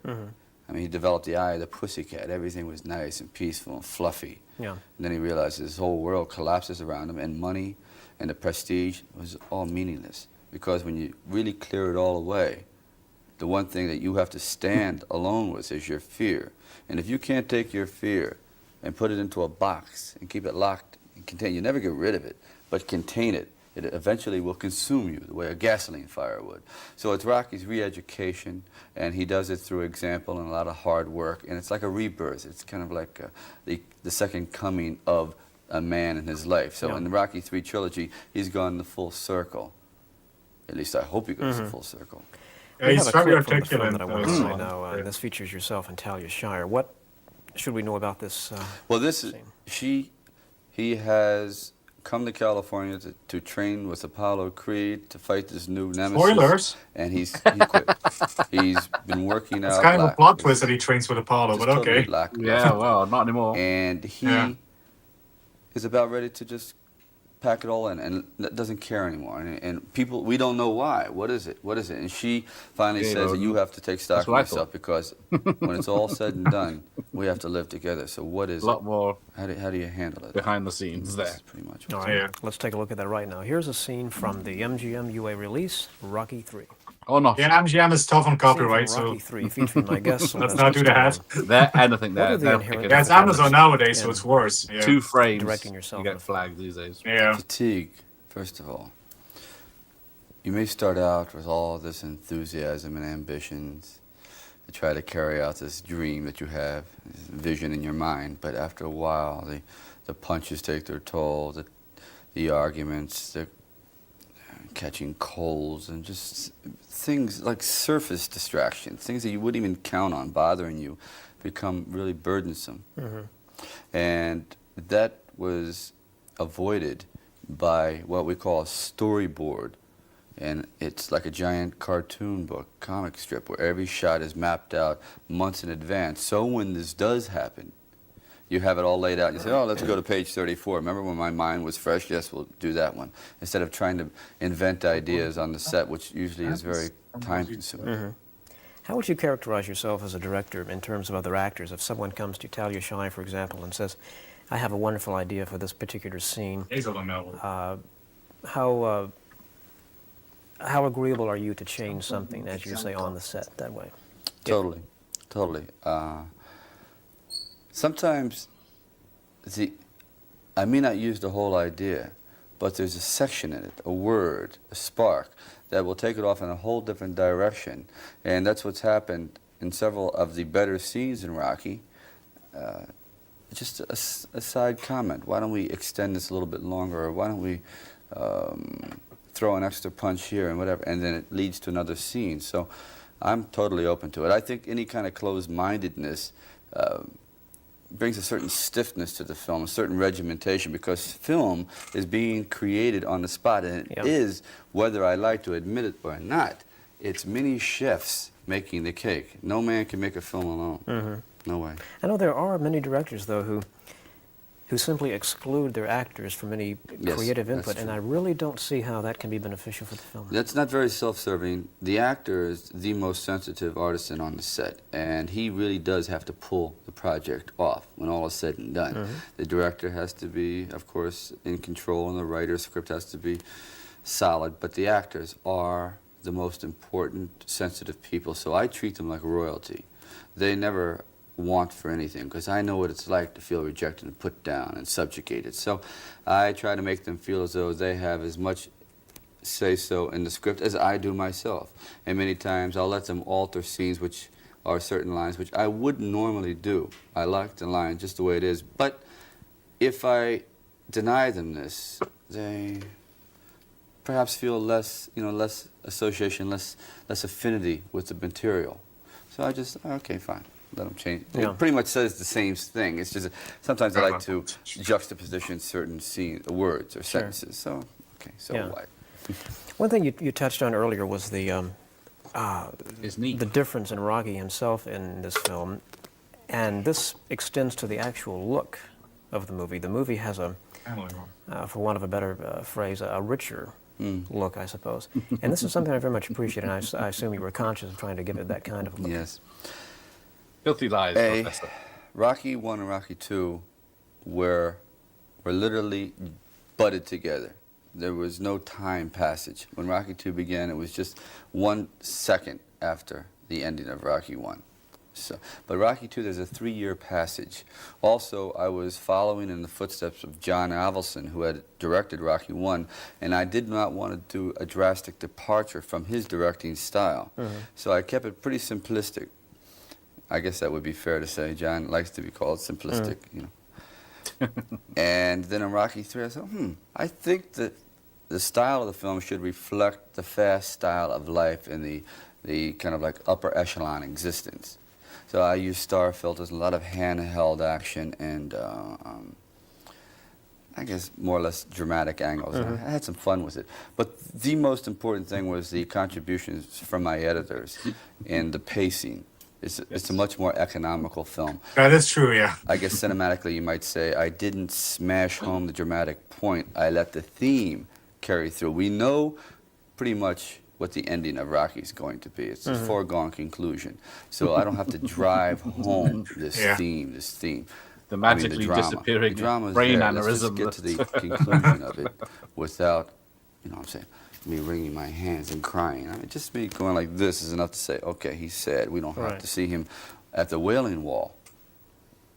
Did Bill Butler photograph this one as well? Marvelous cinematographer. Excellent. Very nice man too. I want to look at another clip from the film, and this one features a wrestler. I think you can tell us something about. This is my ode to going one charity too far. It's you can extend yourself to many organizations, which is really wonderful. But sometimes you agree to do something without really knowing who you're getting involved with. So what starts out as a very plain and simple wrestling, a match between the world heavyweight wrestling champion and the world's boxing champion, which is supposed to be fake. For fun, for the brownies and the bluebirds and the Boy Scouts and children in the audience with balloons. The man steps in the ring, his name is Thunderlips, decides once and for all to use this as a forum to prove that he is the toughest human being in the world at my expense. Let's take a look at that right now. Here's another scene from Rocky III. And then just pretend you watched it. A scene from Rocky III. That is one charity too much. Yes, I yes. agree. As a matter of fact, in the end, sometimes charity really hurts, you know. We've only got a minute or so left, and I wanted to ask you, since evidently you have a hit on your hands with Rocky III, about your upcoming film, First Blood. Mm-hmm. Tell me something about that. Hey, First Blood. The title will probably be changed. It's from a novel of the same title, but I think it's a little misleading. It's a very, very important story about the homecoming of a Congressional Medal of Honor winner from Vietnam and his inability to fit back into society and all the guilt and being called baby killer and warmonger and all these names. So he kind of like wanders America. He's America's lost son. And he goes to visit his friend last friend who has died of Agent Orange. He was in Nam with him. And he goes into this quiet mood, just doesn't want to talk to anyone anymore. And he's picked up by this redneck sheriff. And he starts asking me questions, and the more he probes into my life, the more quiet I become, until finally he pushes me to the breaking point. And I break out of the police station, and I revert back to the warrior. And what it is I've removed all my dialogue, and they bring in all these specialists and the what do you call these? I'm going to quickly switch to my iPad because my phone is... me down. There's hundreds of men, and they're all being repelled. And this incredible fighting machine that was sent out to destroy other countries now has been turned on, you might say, its own creators. And I think there's a very strong message in there, very, very strong. Plus, but it's set in an action genre. I know I'm not doing service by it, but it's a kind of film that is important, has a statement, yet is quite entertaining. And is this your own film? No, Ted Kotcheff directed it, and I just participated in the screenplay. It sounds fascinating. It really is. Could be. We are out of time. I want to thank you very much for taking this time out and coming by. And as I said, I do think you have a hit on your hands with Rocky III. Is Rocky finished now, or? Well, my trilogy is. I'd never say never to anything because I always end up looking like a hypocrite if I go back on it. So, if there were a Rocky continuation, it wouldn't be part of the trilogy, and it would only be by popular demand. And as of now, I have no story really worth mentioning. Well, a year from now, we'll ask you the same question. Okay. Thanks so much for being here. Thank you. Thank you. My thanks to all of you. Until next time, good night. In this corner, Johnny and Rocky. And in this corner, Bobby and Apollo Creed. 6 1/4 inches tall, fully posable. They look the way they do in your favorite Rocky movies. The winner now and a new champion, Rocky. I don't got these and now, toys, Mr. T as Clubber Lang. To challenge the champ, Sly Stallone, Rocky. It's a left, a right, another right. It's Rocky. Clubber Lang is down. The Rocky Collection. Rocky, Apollo, and Mr. T as Clubber Lang from Pack Toys. Indeed. Yeah, those toys I don't have. No, I bet no one has. I got the Jack Specific toy line from 2006, and I got that big 1/6 scale Rocky figure, but that's... yeah. Let's have a look. Rocky 3 stars.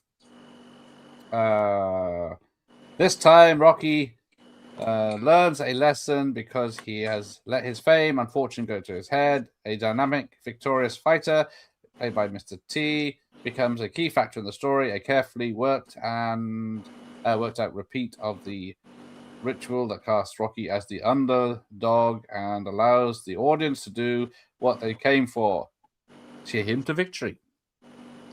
Yeah. That is it. Yeah. But yes, because I have a big ego, says Sly. That is definitely the time for this. Yeah. Well, the the mid-80s was when the ego started, so yeah. Yes. So we'll just skip the next film. I know what's next. I know what's next. It's yep. It's even got the Blood. picture. Like, He was harassed for no apparent reason. He was arrested for no particular crime. Starting to dislike you a lot. They thought they'd found an easy mark. They were wrong.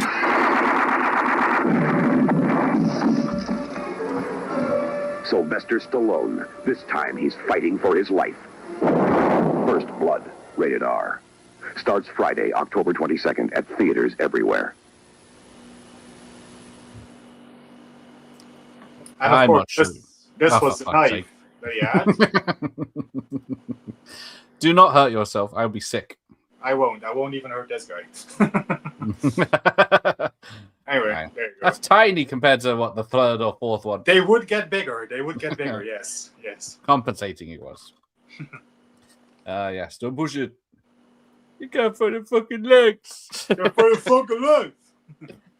Right. Is there anything about this one? Let's have a look. So there's the UK VHS cover. Oh no, that's it. No interviews, nothing. Oh, yeah. That's the American one. So Of course, let's read the review. That Done? falls, but yeah. How many copies have you got now? A lot. There we go. Here we got a singular Blu-ray of First Blood. Yeah. Then I got that as part of the trilogy. Yeah, I got a lot of these films. Yeah. Yeah, third one he had a samurai sword. Yeah. A lot of copies of First Blood. But why would you want so many copies of a 2-star film? 2 stars? Stallone plays heroic veteran who wages his own war against the sheriff of a small town in which he was unfairly jailed and grossly mistreated. His beefy non-acting doesn't diminish the cheap, violent brand of excitement found here.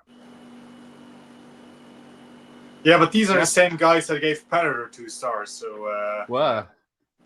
Like, they don't lie. Would have completely ruined the rest of the series, but can't help wonder how Rambo would have hit with the original ending where he dies. Yes. And this one I haven't shown yet on the channel, so this is a exclusive. I got this figure recently. Rambo. Yeah, there you go. Got this very recently. It's just a couple of weeks. Yeah. Very nice. So there you go. Yeah. I want something to eat. If the sheriff just gave him something to eat, it would have all turned out fine. But yes, the great Red Brown does better has a bigger gun. 2 stars, get that book in the bin. Oh dear. Exactly, my thoughts. Yeah. Too many stars, is it, Maz? Yes, Rambo 4 was a perfect ending, as was Rambo 6. Rocky 6, yeah. Oh, Rocky 6, yes. Oh, sorry, I can't read tonight. There is no Rambo 6 as of yet. Give it time. Yeah, I know. Yeah, which character do you like, Rambo or Rocky? Ooh, let's give that.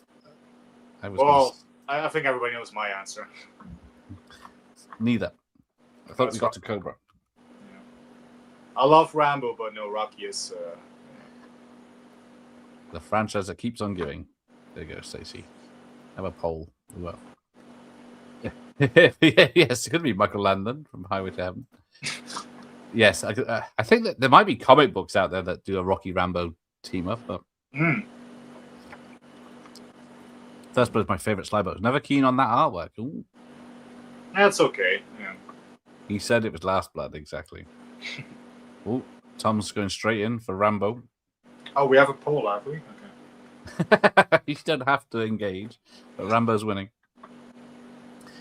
So yes, after the success of Rocky 3 and First Blood, Stallone did a directing gig in '83. Do you have that one, Jeff? Staying Alive? No, I don't have that one. I watched it for the first time this year. It was fucking awful. Yeah.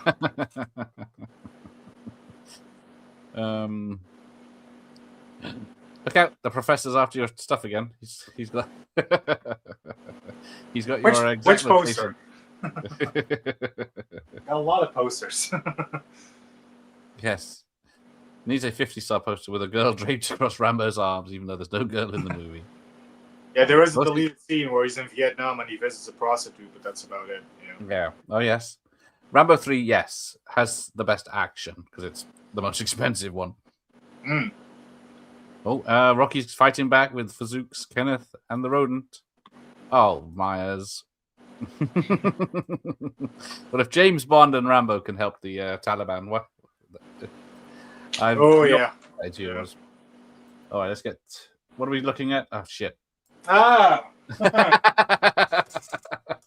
There's not a without honky tonk. I love this movie. I don't care what anyone says. I love Rhinestone. What's his fucking name in this? Nick Martinelli.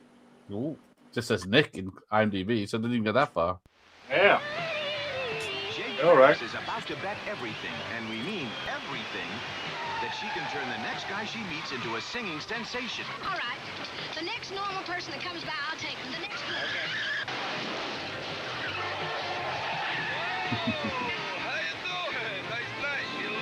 Good luck, Jake. Sylvester Stallone, Dolly Parton, Rhinestone, rated PG. Starts Friday, June 22nd at a selected theater near From the you. director of Porky's. I can't hear you, Jeff. I know, I was muted. There you go. No, I love this movie. I love the music. I love Dolly. I love song. Yeah. She was the only good thing about it. I am one of the few persons here that probably listens to the soundtrack regularly. So yes, I am that guy. Yeah. Pile of cash. Yes, it is. I mean, look at her. She looks like she's smuggling balloons in there. How can you not like that? Yeah. I appreciate the curves of Dolly. Yeah. Not a perfect movie at all. I agree with Stacy. I shall have none about talking about Rhinestone. Yeah, Professor Macabre in my team. He knows. Let's see what the mighty book says about the Rhinestone. Well, knowing them, they'll probably give it a better review than Predator. So probably yes. Yeah.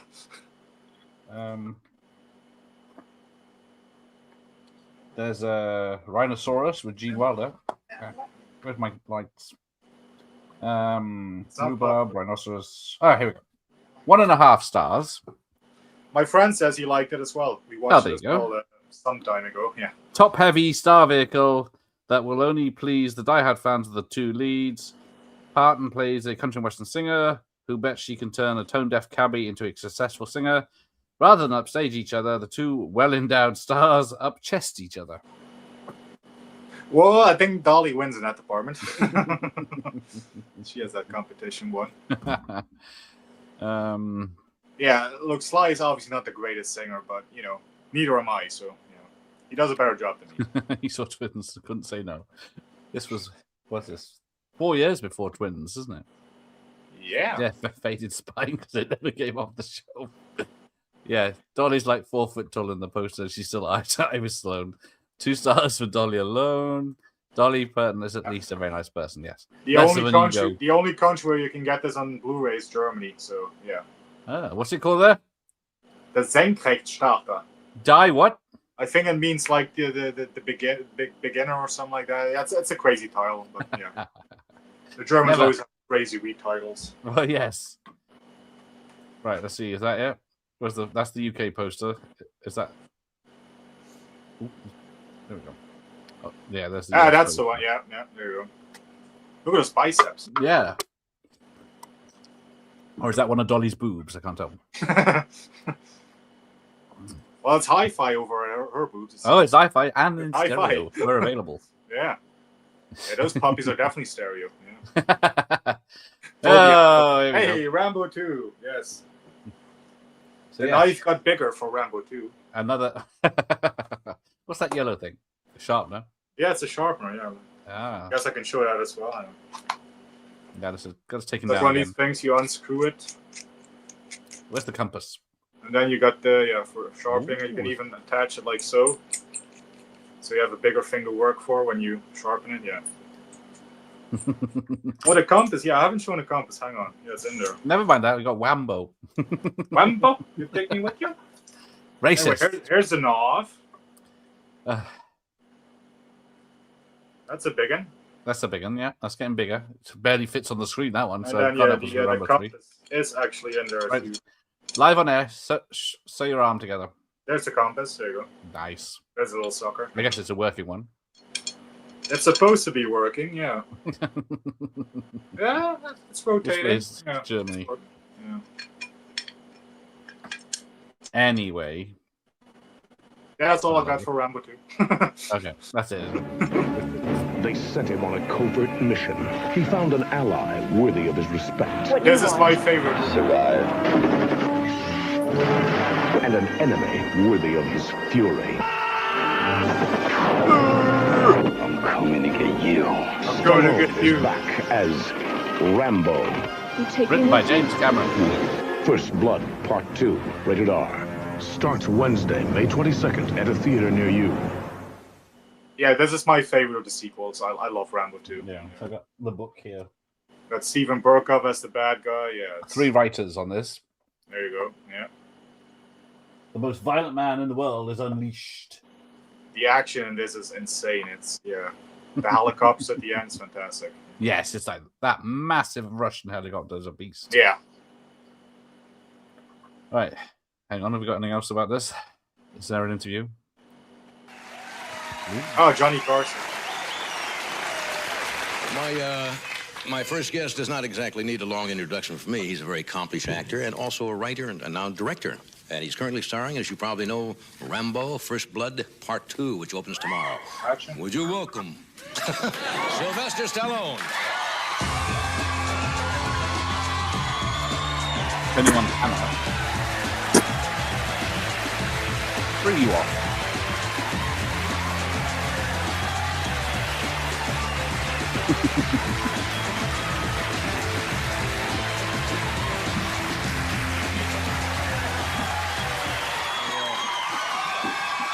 Hey, he's dressed like Oscar.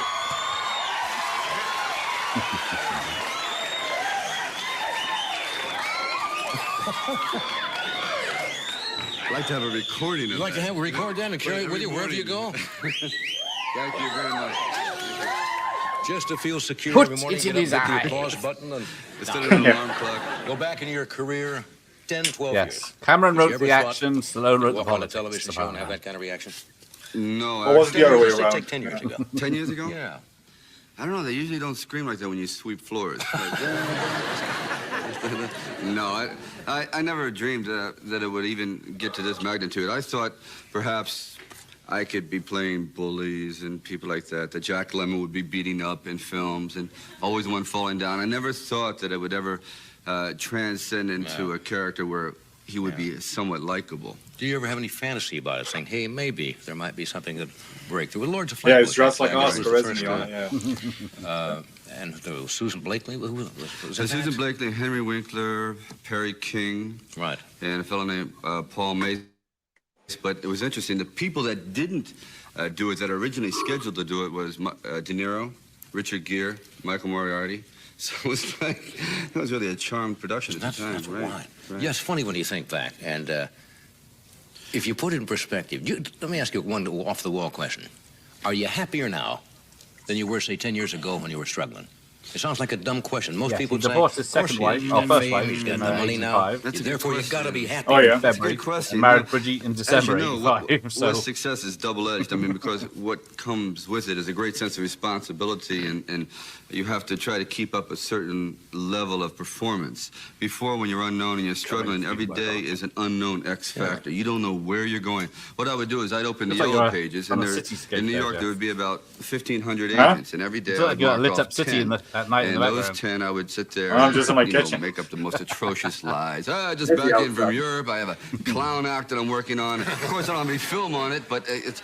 You really did. Just took them right you know, down the list. And so it would be enough work for like 6 months, and then I would start all over with the 6 months because hopefully they had forgotten me, or I'd go in with a mustache or a beard. So every day was kind of an adventure. Today, there is no more like that. No. It's like the responsibility of trying to get the film done, of trying to stay in shape, of trying to be on budget, of trying not to get beat up too much, like fighting giant Russians. Giving up your lack of privacy and your personal relationships, and life is, blasted all over everything. No, it Those are is. the It is. negative sides.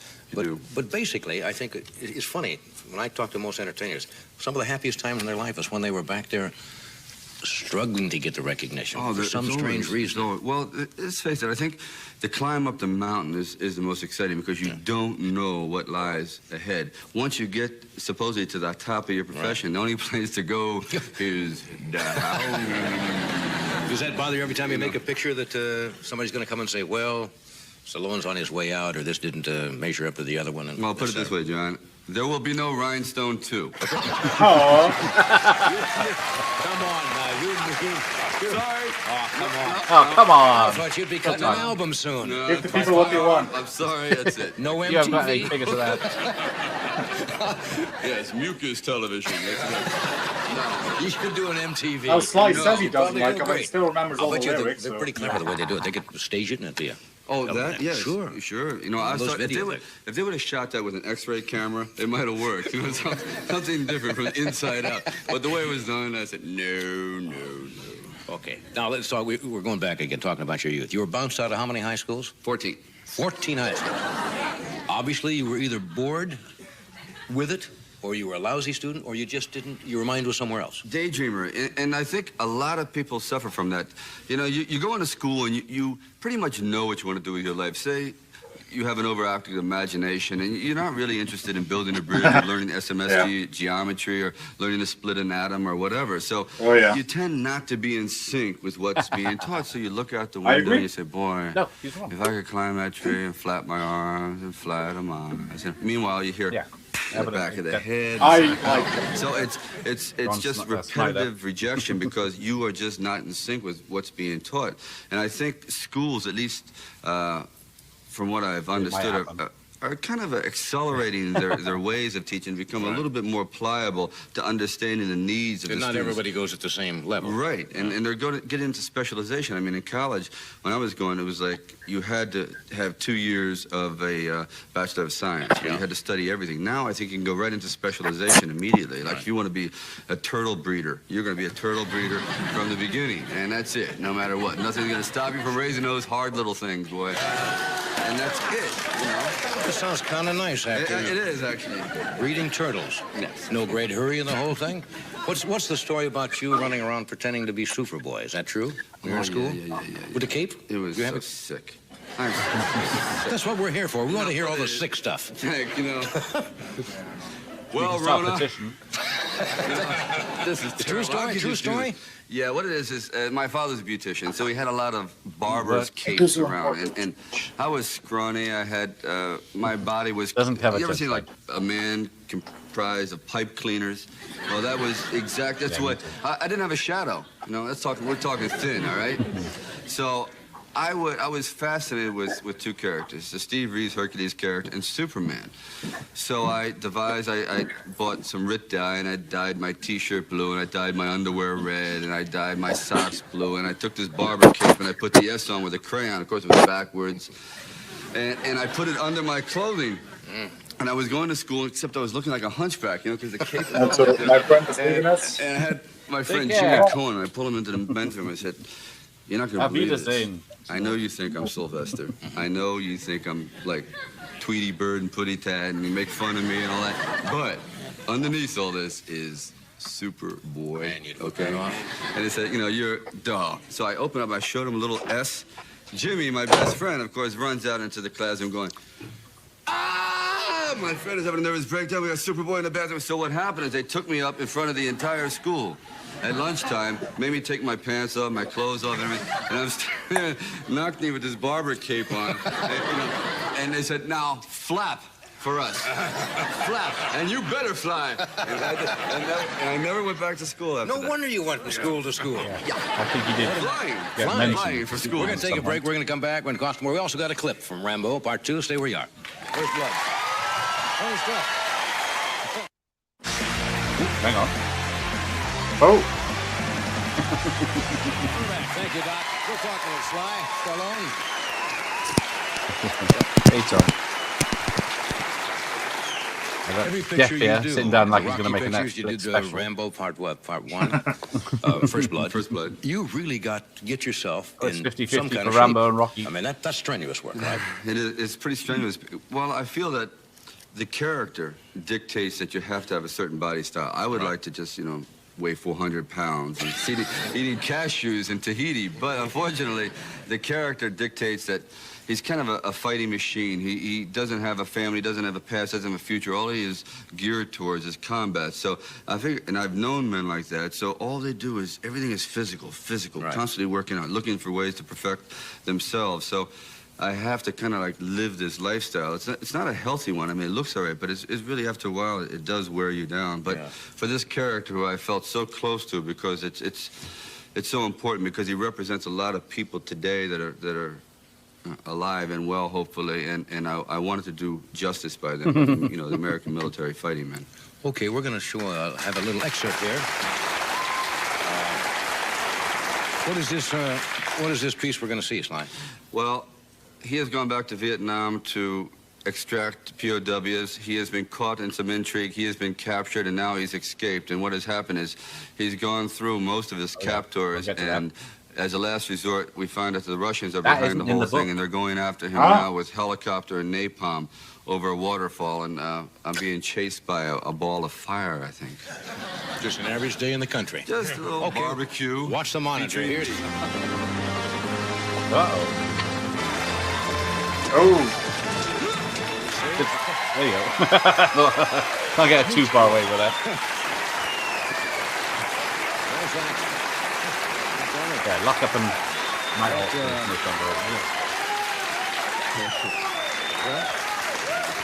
all these people who go, you got a hit there. You mentioned that one stunt. You were involved in that stunt.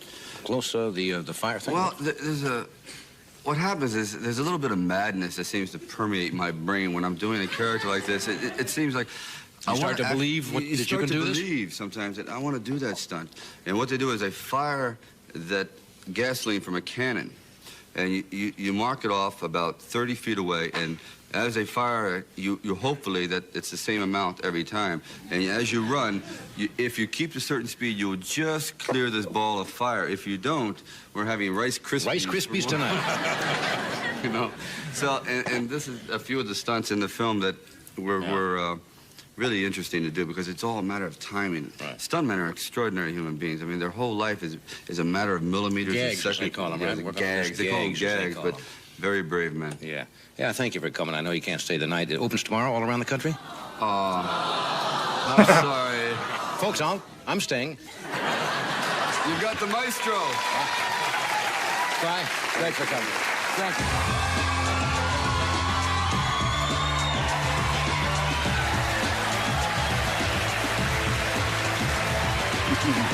We'll be back. Okay. We'll be back. We have A. Whitney Brown, a very funny young man, and Horacio Gutierrez, who plays piano so beautifully. Stay where you are. We'll be back. Oh, I cut it out. Never mind. Right. So, yes, no man, no law, no war can stop him. So that was the first of the doubles of his hits in 85. 2 in the top 10. 85 was definitely his peak here. I mean, Rambo 2, and we all know what's coming next. So. Yep. His music video for James Brown's Living in America. Living in America. You're going to watch those one day. Those are just the boxing shorts ones. The other ones that I wear, they have been washed a few times already. Oh, okay. So. Well, so yeah, so it's because, what was it? Predator was made, it was like, what if Rocky did take on an alien, wasn't it? Or Rambo took on an alien, so... Yeah. Yes, I must break you. You will lose. You just put the R's the wrong way around. Well, that's Russian. You will lose. So yeah, his 2 biggest creations in 1 year, and that's Rocky. No. Blu-ray. What have I got for this then? Has the fight been set yet? December 25th. Are you nuts? Let's watch it. Come on, we got time. I watched it yesterday. You might know it off. That's the one I watched yesterday. Rocky 4, rated PG. Starts Wednesday, November 27th. There's only one version. Now, Professor, you say that, but I prefer the director's cut. I really do. Yep. If he dies, he dies. It's an adult film if it's a film. Dolph is big on the cover there on the back. Look at that. Yeah. That's the UK one. Soundtrack for the next World War. Rocky 4. Featuring Burning Heart from Survivor. Living in America from James Brown. Plus hard-hitting tracks from Kenny Loggins and Gladys Knight, Go West, John Cafferty, and more. Rocky 4. The soundtrack is a knockout. Available now at all Pathmark Supercenters. Yes, and I do have the soundtrack on CD. I have it on vinyl because I'm a purist. Ooh, fancy. And I got the boxing glove thing, which I should wear. The shaped single for. Burning Heart, I think it is. But there we go. So there's Rocky 4. No interviews for that one I could find. Yes, Lundgren and Carl Weathers nearly ended up in a real fight. Did not really get along. Yeah. Oh, Michael Myers watched one of Dolph's directed videos last night. Command Performance. Yes, Jesus is right. Excellent film. I like it. It's Dolph's Die Hard. In the concert the soundtrack stadium, is awesome because it even includes Eye of the Tiger. Right, what does Rocky 4's review say? Who's looking forward to that one? Oh, hang on. Where's my Rocky 4 soundtrack? Oh, we haven't had Rambo 2 yet, have we? Or First Blood 2 we did. Yeah, we did First Blood. Yeah. 2 stars for First Blood Part 2. Rambo returns to the jungles of Nam to locate American Mission Impossibles, whatever that is. What? Missing in actions. POWs. In this implausible box office smash sequel to First Blood. It's an updated World War II flick with the Vietnam equaling the Japanese as the Nazis now transposed into Russians. Implausible, but box office smash. See, it's implausible. Book has spoken. The book is full of shit. Anyway, I found my Rocky. Dripping out of it. I found my Rocky 4 soundtrack. So there it is. Nice. Yeah. I also got the Rocky 2 and 3 one, and I've got Cobra and Over the Top as soundtrack CDs as well. What am I looking for? Oh, yeah. I got my Cobra soundtrack signed. I've got the same CD as you, except without the signature. Rocky 4, 2 stars. They're going downhill now. As in Rocky 3, Rocky is prompted by a death of a comrade to fight an unbeatable monster. The Hulk is now a Russian, built up with modern machinery and, gasp, steroids. Bets are now being taken as who will be killed off in the next sequel, Paulie or Adrian. Well, they were close with Adrian. Just one more film after that. But, yes. Well, technically in between the films, but still, yeah. But there we go. Right. Over the Top soundtrack is legendary. Oh, dear. Anyway, let me quickly show this off, the Rocky 4 robe. Because I've got, as you can see, I've had a little wardrobe change. But, when did you do that? Would you like to know? No. Anyway, here's the Rocky 4 robe with the red sash or whatever it's called. Snatch. All right, it says, Snatch? It says Balboa on the back. I don't know if that's yeah. What's that meat plant called? Oh, Tom's prefers Mr. T over Dolph. Does it have blood on it? There you go. There you go. It fits me perfectly, even though it's slice size, but still, yeah. Shocking. Weird. Rocky ended the Cold War and Rambo put a certain group in power. Yes, he did. Well, yeah. Yeah, what are you going to wear for Judge Dredd? Ooh. What's a... If only I can get the helmet somewhere. Yeah. So, Rocky 4, 5, or 6? 6. Yeah, like I said, Balboa is my second favorite of the whole lot. So, yeah. 3, 4, that's 6. Then you go. Right. What do we got next? Only one film in... Oh, they're off. Only one film in 86. What could that be?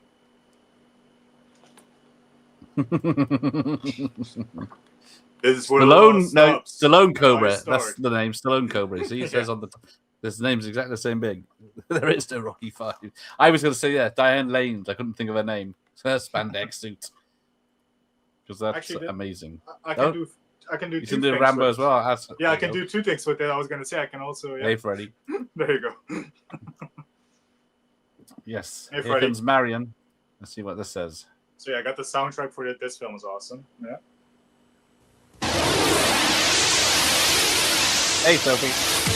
Available this November from Warner Home Video. They feel the heat. America's top-selling hero in his most action-packed role. If you missed Rambo, Cobra is the cure, says Joel Siegel of Good Morning America. Sylvester Stallone. It's a name that means action. Action on the screen and action in the home video market. Action, go! Stallone's Rocky and Rambo roles have made him a screen legend. He's scored nearly $1 billion in worldwide grosses, plus racking up legendary home video sales.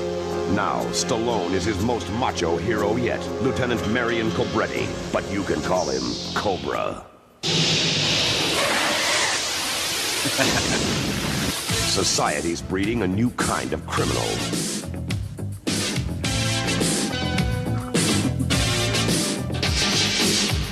And we need a new kind of cop. My mate Brian Thompson. On the cure. Stallone is Cobra on the edge. You know you have an attitude problem. Yeah, but it's just a little one. Yeah, but it's just a little one. On the streets, protecting the seductive Brigitte Nielsen from the killer that stalks her. It's a one-man battle against an escalating crime war. You won't do it, pig. Oh, not good. But Shoot. I was going to do this. Murder is against the law. You have to take me in. If you can. This is where the law stops. And I start. Directed by George P. Cosmatos, who helmed Rambo: First Blood Part 2. Cobra is an all-out onslaught of power-packed entertainment.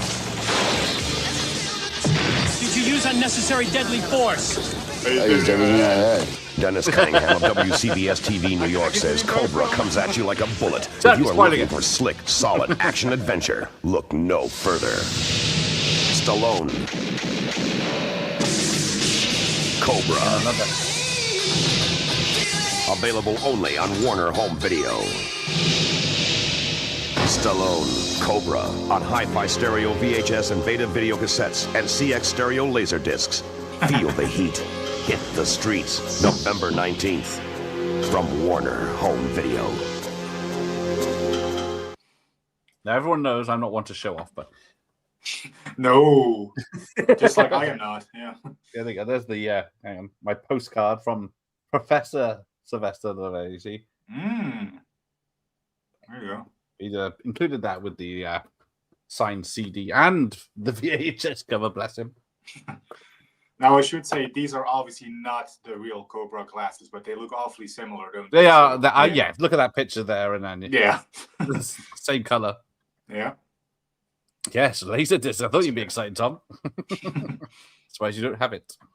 And I do wear these, like, daily, so, yeah.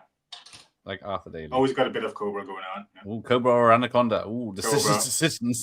Cobra. Although it does have Jenny from the Block and Carrie Yeah. Thank you. Right, so Rocky 4 has won that. Yeah. Oh, Stallone as Cobra in Anaconda. That was if Stallone's career had really got off the boil, he would have been in a sci-fi version of that, Sci-Fi Channel version of that. Yeah. Right. Fuck. All right. Nothing else happened in his 87. Over the top, baby. Over the Oh, hang top. on. There might be something else I haven't got. I forgot it's not the American VHS. Let's have a. What's next? Oh. More Cobra. Rocky, Rambo, all American heroes. Now Cobra joins the home video hits.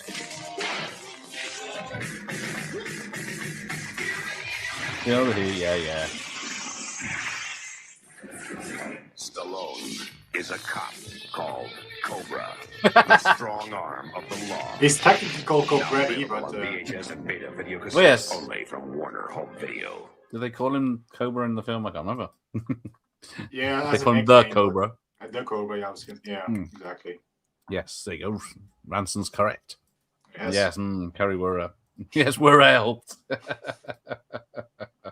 Oh, Sophie enjoyed Rambo, but Feel like there's a butt coming, yeah. Rambo versus Cobra versus Tango versus Dredd. Who wins? Dredd. With that gun. Well, yeah, Dredd has the biggest gun, yeah. Right. Yeah, there is no rubbish film with a laser-sighted gun. Fact. That is true. That poster, man, that image. The reason I still have that poster, it's so awesome. You can't beat it. Yeah, like I said, I had that and... Damn, was it? I can't remember the other one. but that was the main one. Yeah. Right, what's yeah, next? I might rotate all my posters occasionally, but that poster's always stayed on my wall, always. Yeah. Yes, I think I'll keep my VHS up as well. Oh, for fuck's sake. Now we're talking. For this, I got the replica cab and I got the New York shirt that he has there in the poster. Speaking of Cobra, I thought of there's a Canon double bill maybe this Christmas of Christmas Canon. Ooh. Cobra and Invasion USA one night. That is an awesome double feature, yeah. But yes, let's get this over with quickly. I don't think I got any. Oh yeah, I did. Lincoln Hawk. Rocky. Across the sky. Now, Hawk. I mean, it's got Kenny Loggins. You can't go wrong. Stallone is back. In his biggest challenge Did ever. he go away? One film's a year. It's only been a year, yeah. Coming soon to local video. Every time I see him hug the kid, I want to cry. This is one of them films that always gets me. Fucking kid. I love this film. Not like I love this film. Ooh, over the. Are we gonna have our first fight, Myers? Usually, me and Myers are pretty level-headed. Like, oh yeah, stuff, but something else was at it. Oh no, there is something else. Sylvester Stallone, a strong arm in the business, a knockout as Rocky, unstoppable as Rambo. Collectively, his films grossing over $1 billion worldwide, selling over 1 million video cassettes in the U.S. alone, including the #1 Warner home video blockbuster, Cobra. Now, Stallone's latest film, Over the Top, comes home this August. I got a valve that says I can tear your arm off. Do you want it? Why not? Stallone is Lincoln Hawk, out to be the best arm wrestler in the world. Out to regain the love of the son he left 10 years ago. All I care about is you. You're my boy. But there's one man that stands in his way. Robert lost your wife and your son. We're tearing us apart. Rocky, Rambo, Cobra. Now Hawk in the biggest fight of his life. Stallone, a one-man gang in the action-blasting, chart-busting Hall of Fame. See my boy. Let no one and nothing stand in his way.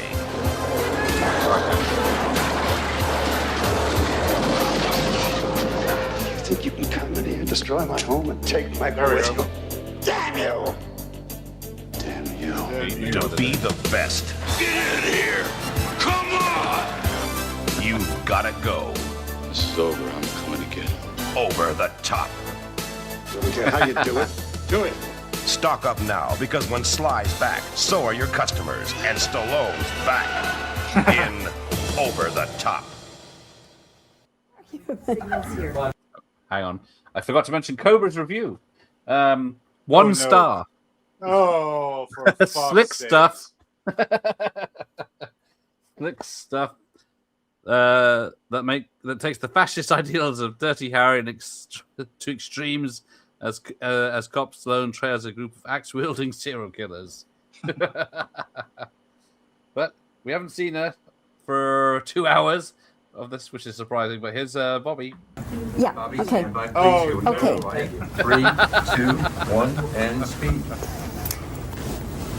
Well, Sly, I always look forward to seeing you. We've had some fun interviews, and Yeah, we have. yeah, and now we're here to talk about Over the Top, which I found to be a very heartwarming story. Yeah, and I hope that all these people who have been yelling about Triple violence digits. in movies and etc., At I least. hope they'll put their money where their mouths are. Yeah, I hope Jeff. so. I hope so.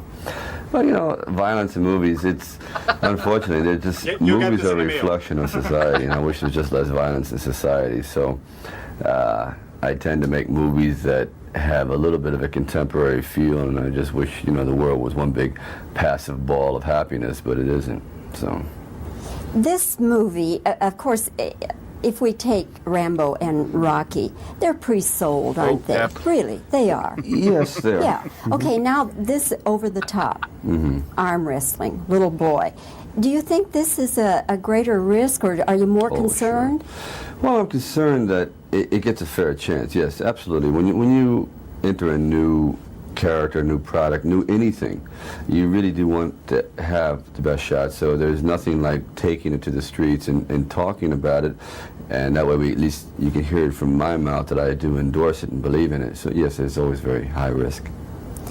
David Mendenhall, fine little actor. Isn't he?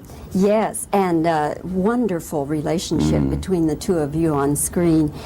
What about your own boys? Have they seen this movie? Yes, but I'm my son's least favorite actor, so Sophie, I it still got doesn't it on count. Blu-ray. No, Yeah, he likes it a lot.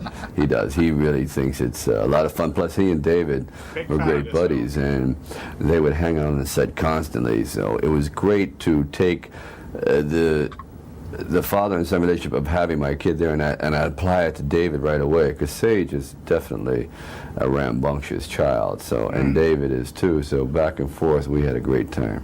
Now, the movie is almost like a love poem Yes. to children. Yes, it is. And particularly father-son relationship. It becomes very, very difficult. You know, it's so hard for people to make a buck nowadays and survive, and there's stress, and there's the uncertainty of, God, where are we going to go, and automation is taking jobs and this and that, and I think it puts a tremendous strain on the relationship at home, especially father-son.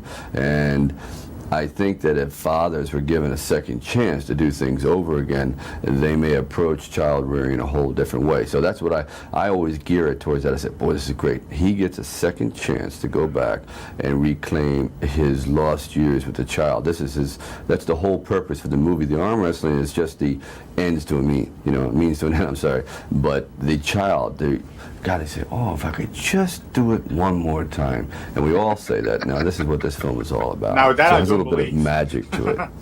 I know there's going to be Cobra 2. Is there going to be Rocky 5? What? I sure hope so. My Now God. don't start with me again on that. Remember when we did Rocky 3 and I said, is there going to be Rocky 4, and you started this thing, and Rocky 4, you had it going on in your head right then and there. Yeah. Well, So Rocky 5, now come on. yeah, I think there is going to be a Rocky 5. I'm really working on the story because I don't know if he can keep winning. I mean, but I think there can be great glory in losing too. I just saw a fight the other night that kind of got my wheels spinning, an actual fight, which is very valiant, and there's something glorious about it. So there's a possibility. And yes, Cobra has a lot to do. I designed Cobra as being the kind of the ultimate judge and jury, and I like what the character. It's still in its nebulous form, and I think there's a lot to go with it. So I'm happy about that. Okay. Yeah. One last question. There's a lot Yeah, to what go happened? with that slide. Every but- time somebody this says, drop yo, of a film Sly, killed any yo, chance. Adrian, you want to punch him out. you know, not punch him out, but sometimes I think, where do you get the nerve? In the middle of church, to go, Cannon's fault. yo, rock, and the priest is up there going, give me the last sacraments. It's just, I think the yo is fine. It's just when they place it. Sometimes it's a little odd, in the middle of a quiet hallway in a library. Go, yo, Adrian. Sometimes I think you got to pick your shots. Did you actually write that line, or was it an ad lib? Oh no, that's it. Because in Philadelphia, the word yo is used all the time instead of hey. There is no hey. It's yo. That is true. Yo. And I've never seen a city that uses it more. So, Same in being New York, of a by the way, yo-yo as well. extraction, I thought it'd Now, be very Mr. good. Cobra. So You will again, lose. I've enjoyed it very, very much. I hope the picture does well. It deserves to do well. I'll tell you I what. enjoyed it a lot. All right. And I like your outfit. Looks great. Thanks. Okay. Here we go. We're not staying around for pickups. Over the top. Rocky, Yes. Rambo, Cobra, and now Hawk. Or is it? Lincoln Hawk or Hawks. Yeah, plural. Yeah, but yeah. Got this on 4K, and I still got the that- Blu-ray. So yeah, Sophie, Blu-ray for you maybe? Yeah. But no, yeah. Good. Yeah. Exactly. That's a great film. I love it. I know it's not everyone's cup of tea. It's but, all right. I know I joke yeah. about it, but the book says Yeah, I got certain. Yeah. No. 2 stars. That's better than Cobra. You have to hand it to Sly, who repeatedly discovers ways to strong-arm his audience with variations on the Rocky formula. This beefcake fairy tale involves an arm wrestler who wants to regain his son's love after the ex-wife goes the terminal illness route. The book has spoken. Yeah, it's 1 star more than Cobra, so yeah. I'm surprised, actually. Heathens. Yeah. I mean, I do prefer Cobra over this, so I wouldn't go that far, but yeah. But yes, we did need Cobra too. Yeah. Right, so... Oh, I know what's next. 1, 2, 3 of the 80s. Yes, it's Sammy Hagar's Winner Takes It All music video. Winner takes it all, loser takes the fall. It's more Wambo. Yeah, or is the it? Hang biggest on. knife. If I put the video right. Yeah. There you go. Ah, there, he's holding it there, but that's perfect. Oh, there you go. Look, that fucking thing's lethal. That is the biggest one. That is, yeah. It's fucking ridiculous. That thing is it's a sword. Look at that. Yeah, that's the thing Michael Myers stuck that guy with the glasses to the wall with. Yeah. I mean, just this is the sheath for it. Can you imagine? So, yeah. Yeah, I've got bigger. I just pass out every time. Right. Here we go. Let's have a look at what we got for this. Turn the box, ready to go. Deny any participation or even knowledge of your existence. Sounds familiar. The first time was for himself. The second time was for his country. This time is to save his friend. You both will die. For what? Does he do it for me? Do it for me. Stallone is back in Rambo 3. Who are you? The worst nightmare. Rated R. Oh, it's Stallone Rambo 3, like it's Stallone Cobra. So, Eagle Eyes, pay attention to this poster. This is the English crossbow. poster. Yeah, no bow. With no crossbow on his shoulders. Yeah. Yeah. So and yeah, what is this? Blue light. What does he do? It turns blue. This is the most expensive film of the time or that year. I can't remember what came after this that was bigger, but yeah, all the money's on screen though, so it's a big difference. It's big. It's a big spectacle. It's yes, it's awesome. All practical, all Yeah. explosions, and sadly, it wasn't the best film in terms of its politics, shall we say? It's aged badly. Yeah. Yes. As Fazooks is saying, I'm seeing there in the chat. Yeah. Do the Yes. chopper. Yeah, no, Rambo for the Taliban basically is what. Yeah, it's not aged Yes. well. Yeah. Well, yeah, Bond luckily got there the year before. Yeah, 87 Living Daylights. Yeah, that's right. Yeah. Yeah, then it was at the ending But screen back says then they were the good guys. So to the brave people of Afghanistan. Yeah, back then they were the good guys. So yeah. Anyway, let's have a look. Oh, Oh, he's got the Rambo hair. Look at that. Yeah. We're rolling. Okay. What Well, Sly, it's good to see you again. Thank you. And thanks for making yourself available to talk about Rambo 3 because you don't really have to do this, you know. I like it once in a while. I haven't done it in many years. So I think it's about time I get out there and stand behind my product, you might say, and the character. You know, I think you're going to take John Huston's place because his reputation in the industry, as you probably know, is that if there's a difficult location, too hot or too cold, Go there. insecure, trouble spot, John Huston's going to find it. But now I think they're going to say that about you. Well, compared to my Yeah, I'm jealous household, of that guy, Israel was easy, okay? You're talking about trouble spots. Forget about it. That's why you went to Israel, huh? You bet, to get some peace. No, I thought it'd be great for the film, really. It was the layout, the land, the people, the heat. There's some brutal terrain over there, and I thought, well, this is about as close as we can get to actually going to Afghanistan. And so there you were. And there I was. Yes. Now, another thing I notice in the film is no women, no romance. Was that also because of your own personal status at the time? Women is a bad word, right? Yeah. Well, so he in that religion in Afghanistan, the Muslim women, Bridget, from 85 to 87. Kept apart. And that They're was not December 85 involved to in July the 87, so it everyday wasn't even 2 aspect years. of war per se. I And mean, he they're was single there, for 10 years. but I thought it might complicate things at this point to get involved in a romance. Also, at this point in Rambo's life, he's really questioning what is it all about, what is life, and his heart is broken from losing the woman in the last film. So I didn't want to. I had written it in at one time. I really had. He meets this carnival stripper, but I thought it wasn't right for the film. It was just kind of went against the theme. No, and I just thought I had a French doctor in it one time, and it just seemed to like not be purposeful at the time. And you just couldn't find any French actress that that you wanted to put up with at that time, huh? Well, I probably could find a lot to put up with, but it just didn't work in the film really at that time. But I'll take it into consideration. Yeah, well, you know, we wouldn't Believe like me, I would enjoy that very much. Believe me. I mean, I can only kiss Richard Crenna so many times. Hugging him isn't a ball, you know. Sly, here you are with Rambo, and you know this is going to be another hit for you, and your Rockies and so forth. You've made other films, you've done other work, but I tell you, people are always telling me, your fans, that it's got to be Rocky or it's got to be Rambo. Now, is that a frustration for you as an actor? It's double-edged. It's frustrating because That's Bobby. That's Bobby, joy yeah. of being an actor is versatility and putting on a variety of faces.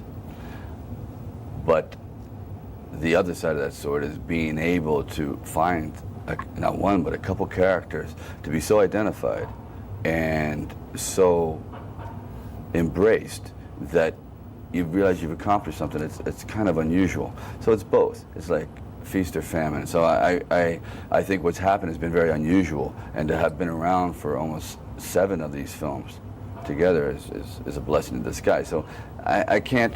I say God has been good to me. I can't really question it. But it is frustrating sometimes, but I accept it. Are you starting Rocky V? Rocky V will be started in about 18 months. Because I want to end that character back where he started, in the streets. I really want him to lose. You're not gonna have him lose the fight like you told me the last time? Well, he loses. Actually, what he wins. He won from the Russian, but I want him at the end of that fight. He tries to take his shoe off, and his motor nerves are gone. He's like, he realizes he's shot as a fighter. Actually, wasn't too He's far done it. off with the actual. And he goes back to his home, bad investments, whatever, and all the money is gone, and he has to go back to Philadelphia where he started. And we see him readapting himself to that environment, having had the world, having had everything, and now he's reduced to a small spot on earth.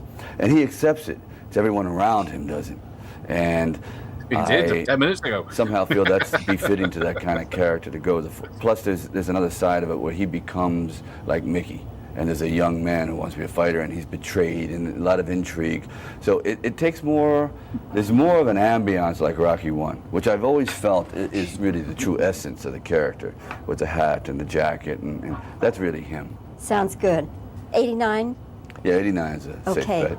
Sly, thanks for making yourself Thank you, available. Bobby. Good to see you. Anytime. Come to Texas. You all. All right, thanks. We done? We out of here? Okay. Because we can't wait to get to the review.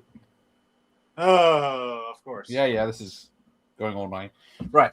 Rambo. I got the Rambo free knife, just to remind you. You're over there. You can't get me.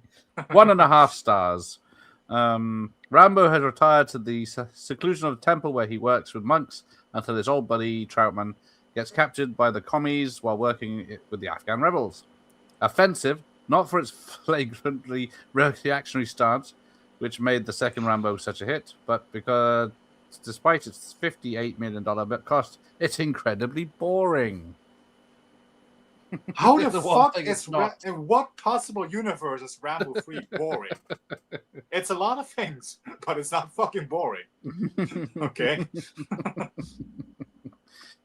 Right. Let's. What do we got? Are we out the 80s yet? Oh no, still 2 Oh, we films. should have Tango and Casual Lockup. I forgot which came first. But... So, can you I got name both his for right character away. in Rambo 3?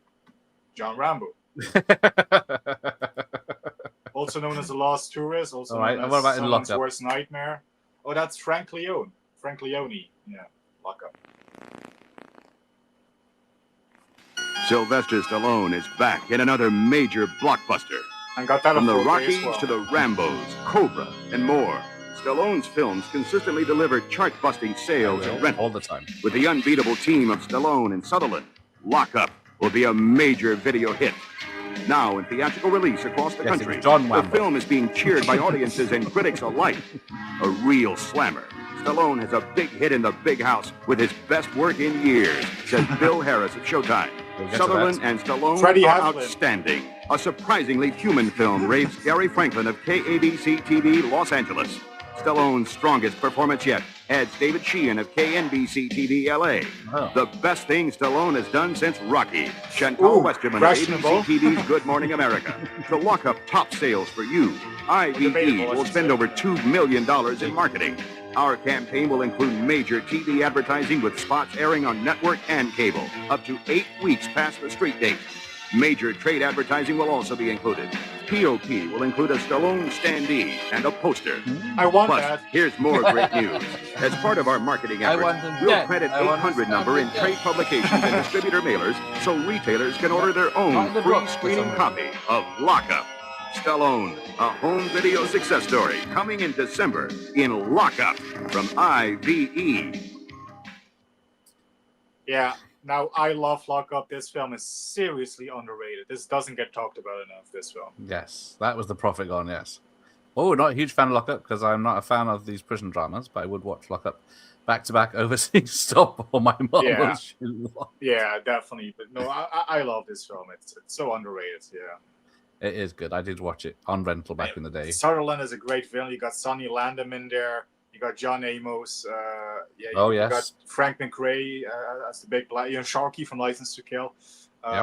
It's a great cast, and Sizemore's in it as well. Yeah. Great score by Bill Conti. So yeah, the guy that did the Rocky music. So yeah. Van Damme. Once. He did a few prison films. Yeah, in Hell, Death Warrant. In Hell is probably the closest. There's another one. Yeah, In Hell, yeah. Yes. Who put that sticker on stamp on Sly's face? Yeah, I like the art on the 4K. It's like very gritty and stuff. It's the same on the Blu-ray. Yeah. All right. So is there anything else, or is it straight to the American poster? Oh no, you got something else? What is this shit here, Jimmy? I don't know, but it's official. In the minimum security prison of Norwood State, Frank Leone, a model prisoner, had only 6 months to go Fractal 10. on a 5-year sentence. Take it. I'm being transferred. For what? I didn't do nothing. But under cover of darkness, Oh yeah, Mice. Step back, officer. He's in our custody. Don't fuck with Mice. with freedom just a matter of time, He's a real prince. He's got money. someone from his past I mean, he's got actual money. Oh, hang on. is about to turn back the clock. Welcome to Gateway, I have one of the Leon. few that likes Escape Plan, but We've been waiting for you. Stallone. Lockup. How much can a man take? How far can a man be pushed before he fights back? You won't break me. Yeah, that's Yeah, the I US love poster. this film. Yeah, that was the cover of my DVD that I had back then. That's okay. So we're at that. Oh, one more 80s film. The last film of the last studio picture of the 1980s. This pile of shit. Tango and Cash. Cash and Tango. Tango and Cash. Two little Put my head mice. right there. So much More trouble. comfortable. Yes, Harold Faltermeyer. Yeah. Let's see what we got. Oh shit, it's Conan. Tango and Cash. Yes. Two rival cops. You're the second best cop in LA. It's funny, I hear the same thing about you. What time is it? Nice time. And they'd rather be doing anything Yeah, proposal. up crime together. Tango, I need your gun. Here. Oh, wait a minute. Why is yours bigger than mine? Genetics. Genetics, what do you mean? Sylvester Stallone and Kurt Russell. Tango and Cash. Rated R. Starts Friday, 2 prison December movies in 22nd 1 at a year. theater near you. Yeah, this is technically also a prison film for a bit, yeah. Here we go. Another hang film on. that definitely should have had a sequel. Yeah. Yes, they had such great chemistry. Yeah, Sly and Kurt, yeah. As we're about to find out. But the I've seen the review, interview of them together. Yeah. Yeah. I know what you're on about. Tango and Cash, 1.5 stars. Oh, for fuck's sakes. Problematic buddy cop movie. Teens rival LA cops Stallone and Russell forced to work together to nab nasty guy Palance. Purposely juvenile film is one long homoerotic wink with the 2 stars Flex Pex doing a lot of the blinking. Mostly directed by Android, completed by Albert Magnoli after the guy reputedly left in a dispute over the film's ending. So that. Why is it every time there's a film about 2 dudes, it's always homoerotic? It doesn't. Yeah. That's how we roll. Yes, Kurt Russell is awesome. Oh yeah, we should have a Kurt one. That would be awesome. Yeah. I've done all Kurt's. I've done The Thing. I've done Breakdown. Done Tango Cash. Just did Big Trouble Little China. Yes, does he wear glasses in any other movie? That's a good point. No. Yes. No, he does. Well, he has the sunglasses again and Get Carter and stuff. Oh, yes. He wears glasses in Creed as well, if I remember. Yeah, some scenes when he's reading. Yeah. Here we go. Let's see what we got. Raise the chickens with him. Yeah. Look at George just having a fag. Yeah. Wake him up. A cigarette, I think you'll find it. Enough your homoerotic wishes. Okay, guys. Good morning. Good morning. From Hollywood. It's good to be talking with you. Hey, and I want to congratulate both of you on this sedate little drawing room comedy that you have given us here in Tango and Cash. Thinking man's comedy. Yeah, that's right. From Albania. My Lord, it's World War III up there going on. Yeah. With all the explosions and the crashes. Sly, how many cars and trucks did you trash during this? Personally. On the way to work? About 13 days of work and about 14. Barrel of laughs. Well, I'll tell you, it's a lot of mechanics going on up there. But they wanted to make the car kind of like a personality in itself, something bigger, faster, goofier than anything before. So it's what can we wreck? We haven't wrecked, so let's wreck Earth moving equipment. So we haven't. Next thing will be the space shuttle. We're working our way to that, but right now we're at Earth moving equipment, and it was fun actually. Yeah, it was great. Coming off of the relationship part of the movie, it just seemed like it would be a fun mix. Hopefully. Yeah, but you seriously, this is a bad driver. Okay. Yeah, my relationship with the car was not great. We're talking. We're in the car. Are we talking about the RV from hell? We're talking about the RV. The RV from hell. Hero van. We refer to it as the hero van. Also the burning hero van. The hibachi. Right. Rome was out of gas. Rome was out of gas. It was unbelievable. We're in this van. I said, don't worry, Sly. We're just going to run a little flames through the side. And he said, don't worry, Kurt. You'll be okay. And just sit there. Now, I'm driving. He's driving. And I'm shooting. All of a sudden, the flames start to go. Action. I'm telling you, this blast comes through. And then all of a sudden, I feel my eyelashes singe. And I'm going, Kurt! Kurt! He's gone. He opens the door, which causes a vacuum. That was like, and I'm trying to be cool, like going, yeah. Okay, I couldn't believe there's supposed to be a fire in the back, and he's supposed to take this fire extinguisher. And I said, through accident, I was gone. Yeah. And I looked at him, and he's working with it. He's still playing the scene. I said, I'm out of here. By the time he called me, I was running back to the car. This film is dedicated to the crispy Memorial Stallone Fund. It's tough. You usually get blocked by another actor, but when you get blocked by Flame, it's bollocks. It was the hero van. Yes. Well, Pigs in a blanket. I'm tired of it, wins or not. I'm glad you're both intact. Let me talk a little bit about this relationship because it works beautifully. Sly, you're the cool 3-piece Italian suit guy. And you, I don't know what you are, Kurt. You're just out of your mind. Kurt is just Kurt. From hell. No acting involved. I'm still trying to figure it out, too. But how do you know, going into it, that you're going to be able to get this kind of a relationship going? You take it. I know why, but I want to see if you should have been. Yeah, I have the answer. I think it's because I'm drawing on Sly's Shakespeare experience. I had a feeling that it would be fun to do, and that would translate because of some of the feelings that I had just meeting Sly before the movie. That's it. You hit it. Very good.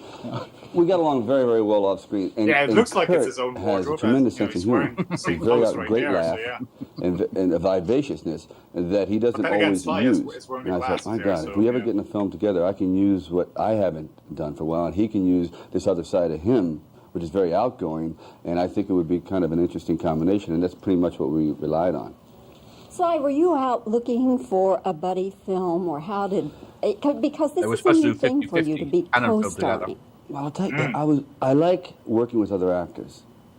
Yeah, but this is I co-starring. know. This is co-starring, and I like that. I haven't been able to do that because what's happened is because of the Rockies and Rambo and Cobra, I've fallen into a one-man band, and I don't like that. So finally, because matter of fact, I came to him 6 years ago with a project very similar to this, and as fate would have it, it didn't work out. But I've always wanted to do something with him and buddy films, because that way you can bring in a lot more personalities into the project instead of just my point of view of life.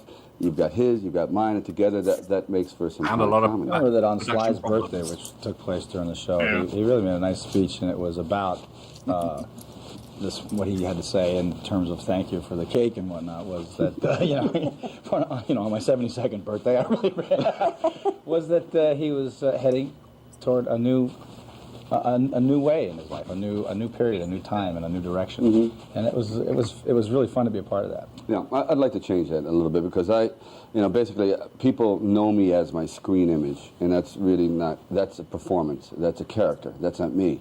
And as a matter of fact, this is closer to what I am than anything. And I thought, if I can pull this off, if I can slowly do this segue into a different type of filmmaking, it would certainly make my life a lot more enjoyable. And the cross-dressing film with Patrick Swayze and Wesley Snipes.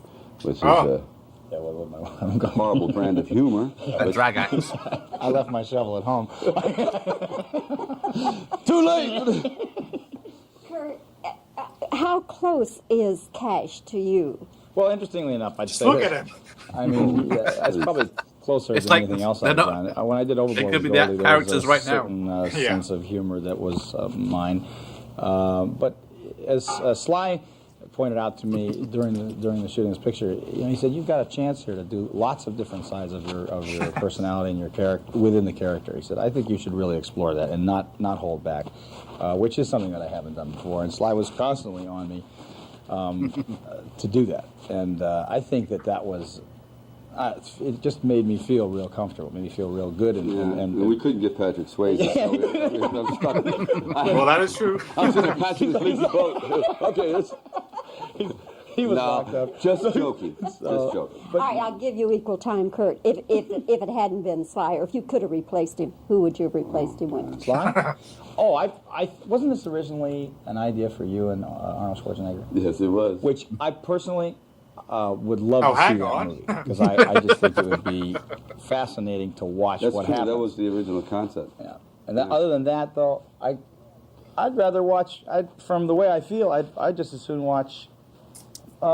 Actually, you wanted Kim Basinger for my role. He doesn't tell it like it is, would you? Please. Oh, yeah, he did. Arnold Schwarzenegger. No, let's say Arnold or Kim. Well, have to think that one over. You have the weekend. Hey, listen, guys, they're getting the hook out again, but it's been great talking with you. Great fun. Wonderful action picture you should clean up. Sly, what did it cost? What are you going to have to make? A lot. It's probably about $38 million. All right. It cost. It was a long shoot. 100 mil will get you over the hump, right? Yeah, we'll be firing rockets. Okay. I wish for you 100 mil plus. Thank you. Thanks, guys. Good to see you. That was wonderful. $100 million. $100 million. He'll kill himself. World's fair. Now they're attacking each other and some criminals in a new movie called Tango and Cash. Please welcome Sylvester Stallone and Kurt Russell.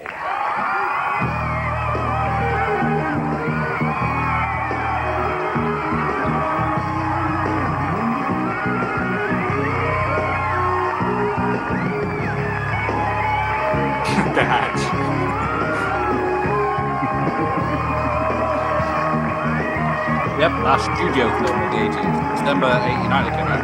Yeah. Hey, yo, see you. At the end. were promised it. One day we'll do film in a simio. I still remember him saying that.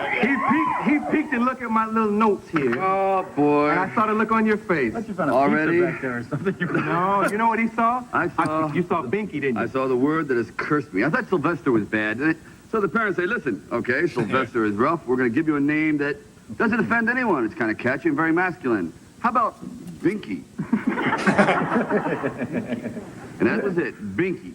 Binky Stallone, yeah. That was well, actually, I was named after a hairbrush. It was called the Binky Hairbrush and Comb Set.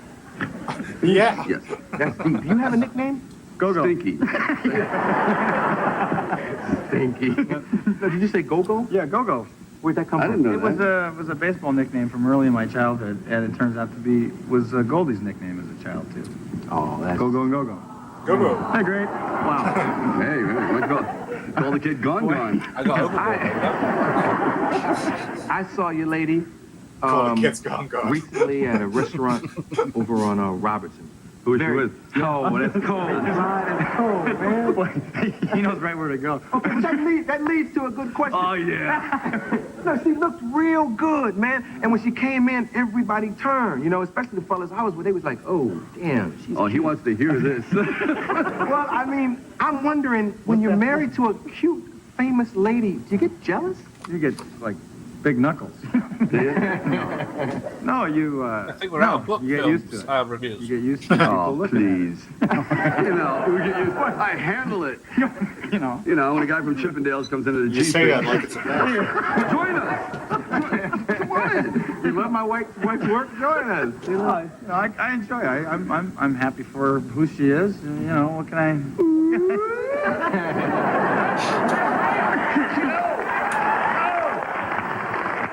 Pinocchio Russell, ladies and gentlemen.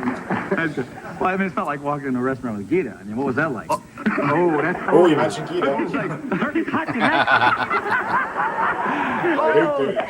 Dude, the vultures are circling here. Oh, pick my dead bones. We don't need who? Gita. Damn. I'm going to go. Yes, that one. It's a fun pair to look at. What was going on? I can't see what was I think it was America's love couple.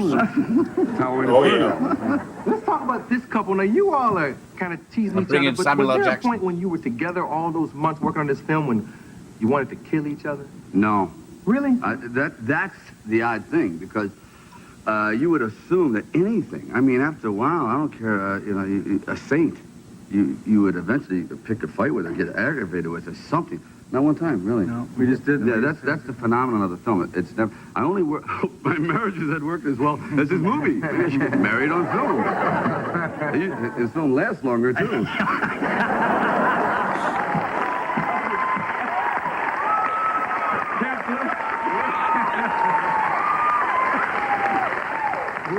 Oh. Okay, let me see if I can start a fight then. Okay.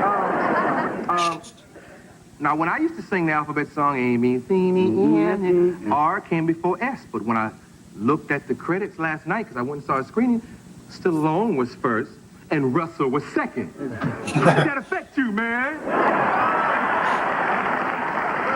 That's real easy, isn't it? Well, the credit is according to IQ. Yeah. I'm sorry. Oh, that's true. No, actually, I'm lucky to be there. We talked about. I thought it was going to be Cash and Tango. They wanted Tango and Cash for some reason. No. Actually, I wanted Tango and Tango. But that was like the Cash first Tango, project we ever talked about doing was a project called 50-50. So somebody said, "Come over, we'll talk about this." I said, "Great." Hey, we had let's title straight. Let's call it 90-10. Oh. Can we have that again? Oh. And get Travolta. I bring him on. He goes, "Yeah, I'd love to do this with Travolta." I said, "No, me." Me. But is John available? I said,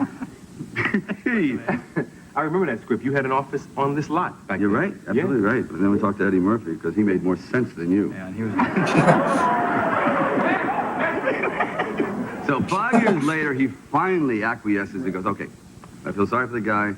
My career's in the toilet, so let's go for it. All right, let's go." And see, you all have I saw the picture today. We aren't even built. We aren't even built in the picture. We're built like the end. Long Like, I didn't know what I was watching. Yeah, you didn't know who it was. Yeah, it was like, because I go to see him a lot for guests. And, No, I tell you, he's great in the movie. And actually, I think he has a new career as a male nurse. I mean, he plays a woman in this, and let me tell you, a little too convincing. I mean, We're gonna get into that a little later too. I want to ask you about the woman that you played, but right now I'm gonna look at a clip because just like you see them now, that's how they are in this movie. They hate each other and they're a lot of fun. You talk and I laugh. Oh, let's look at it, Sandy. Show me a little bit. Or not. Yeah, just a little bit. People said, damn. We'll take a commercial. We'll be right back with Stallone and Russell. Russell and Stallone. Asta's got a great mullet.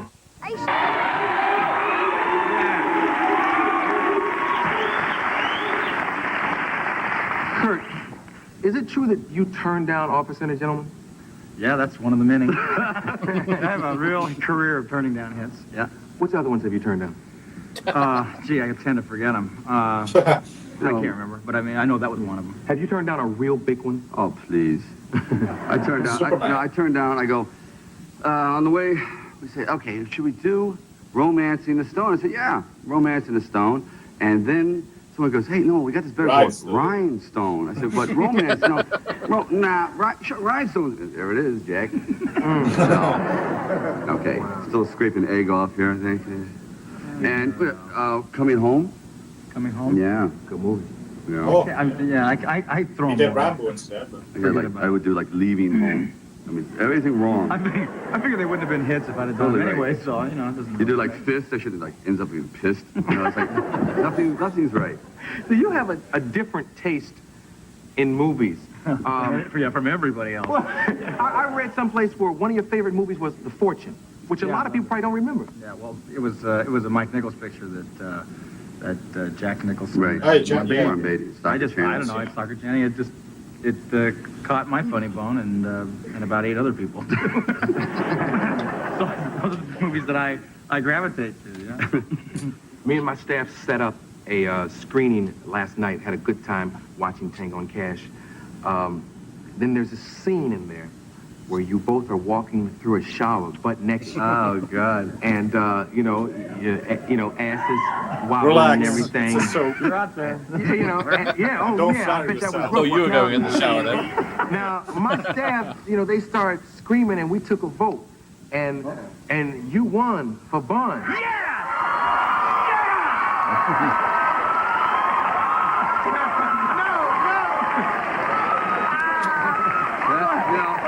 Live. What can I tell you? Let me tell you, he puts a lot of work in them buns, Boy, too. I'll tell you, that's what you get. See, and he kept bugging me. He kept bugging me. He said, what are you walking down there holding your breath for? I said, because we're here forever, babe. Because you don't work out like he does, do you? He hasn't made it yet. No. I tried. Professor. I tried. Oh, yeah, give it time. I'm good for the... No, he's a good athlete, though, but he doesn't hit the weights a lot, but he's very good. And you slowed down. Yes, I am. I'm slowly shrinking into, pretty soon I need a life preserver in the shower. It's like going down. When you meet people that you've seen in the movies, and you think they're smaller than they appear to be, he was bigger than I thought. You were more back than I thought. First time I saw Rambo, and I said... Yeah, forget about it. I know. Wow, Rambo, I got a little carried away. What were your expectations of him before you met him, and now that you know him, what do you hate about him? He's working on this. Is tonight's angle is end the friendship. I swear to God, I'll spend the next half hour thinking. I knew Sly a little bit from just having met Sly, and I thought he was going to be fun. I remember something that a guy who I can't remember his name said to me one time. He said, "Well, Stallone's the kind of guy." He was talking to somebody else, and he said, "Stallone's the kind of guy that he's hitting you in the." Hitting you in the shoulder and stuff like that, and that's if he likes you." I thought to myself, and I considered the source, and I said, "What's wrong with that?" And Sly's a physical guy, so I punched him in the end. Yeah, he hit me the entire time. I don't know. I'm pretty good. I really couldn't find anything that was really negative. I mean, he's a great guy. We just had fun together. We have I think a similar background. Learned to play polo. I mean, the man's a horseman. He's out there. I got to get play. He goes simulator now. Yeah, right.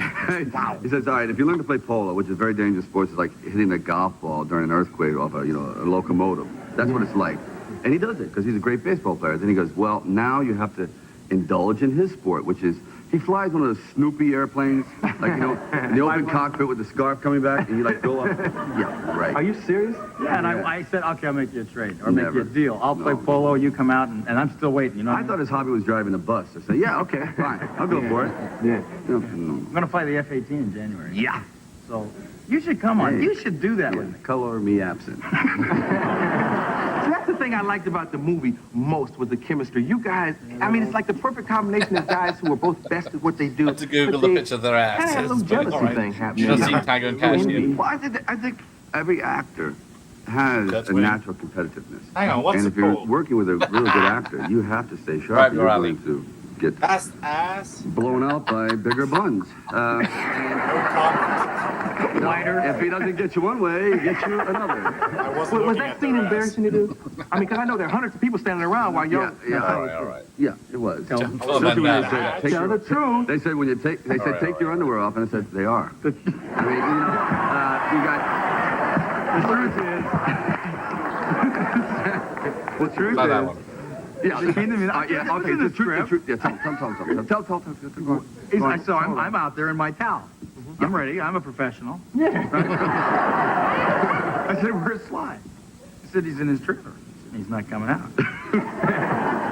And so I'm standing there with his double. Now I looked at this double's ass, and I said, wait a minute, I'm gonna do him a favor. I ran in there. I said, are you gonna let him do this to you? This guy was like, he was like, he's about this wide, very so hairy, had like a pompadour.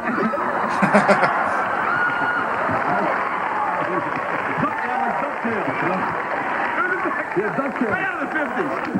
Take a commercial. We'll be right back.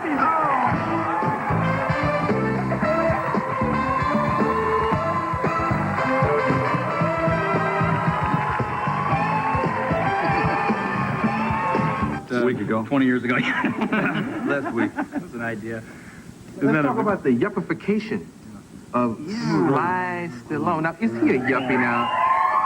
This is all right, Kurt. This is the real Sly. He's just like a businessman or something. I mean, this is like. What he's doing is what are you doing there? I'm trying to hold my crooked mouth straight.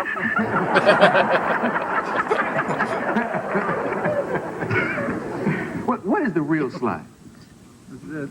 This is it. What an is overgrown? Don't look at his eyes. The glasses and the suit. People say, what's Stallone like? So I think he's radically oversexed. That's all you need to know about him. When you get phone numbers, I guess you have to give them to him. I steal them. Yeah. If somebody's handing them to me, he's reaching in and grabbing. Yeah. Any scrap of paper I grab. I don't know. Now, got gum in it. I don't care. Yeah. Now, Kurt, you obviously like blondes. Do you like blondes? I think the record speaks for itself, but... But I have trouble in every color, thank you. Oh, God. You had mentioned to, I think I saw you guys on Oprah? Yes. Yeah. Hey, Larry. Could it have been? Larry. Too late. You told Oprah that... They can barely the longest fingers Larry just I shared ever... the license plate. I'm serious. He's got... Do you play piano? I'm serious. You've got unbelievable. You got 3 octaves there, man. You're a magician, right? Yeah, at one time, but I think this was a thing where God looked at me and said, we better give him long fingers. I think I made a mistake. But, so he compensated. You in that shower scene. Yes. When they see the movie, they'll know what that comment means. Oh, gosh. You mentioned to Oprah that you thought you were a better boyfriend than husband, and you might not try the marriage thing again soon. Better pervert was the... no. Let's say better husband than a boyfriend, better boyfriend than a pervert. Now, here's what it is. I think I haven't done very well in the husband department, so I think I'm better off, like, visiting once a week. That way, that way, no one gets too tired of me, like, puts up for sale signs. I come around and say, excuse me, she left town, I've only had one date, So I thought that, I should kick back and, leave it to the old pros. Yeah, leave it to us old guys. Because this guy here is like, he is the giant leave it to Beaver. Yeah. He, like, left it to Beaver, you know what I mean? We're very different that way. And you kind of like are a house husband, I assume, when Goldie has to work. Well, yeah. I mean, oh boy, you like that. You both were a size 9. Yeah. Yeah. I mean, I am and I'm not. I try. I try to be good with that, but I'm not real good with it. Hey, But you look good in that movie when you Hey, Sandy. Sandy, I don't know if you have the other clips they sent over, but if there's one of Kurt dressed as a woman or as a house husband, can we look at that? Please. Please, guys. You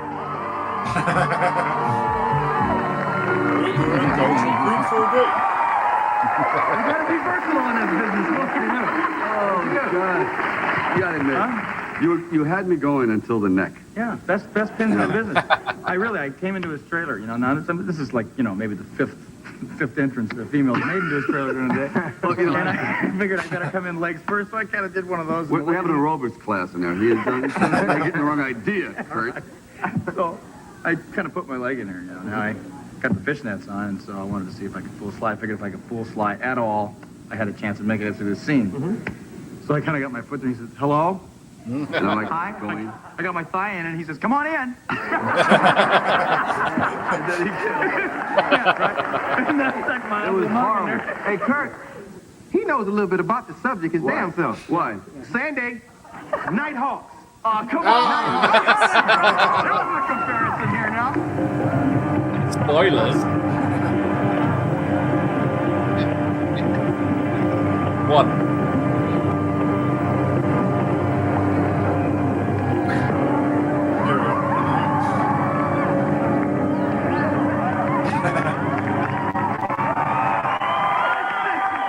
I saw you.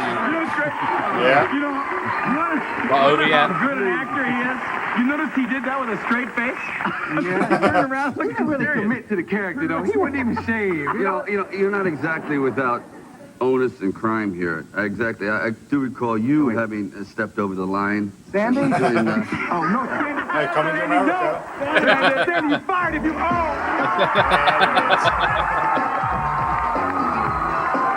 hope you don't mind coming over and sitting down. But I've been watching you all evening. And I want to tear you apart. Your friend, too. And your friend, too.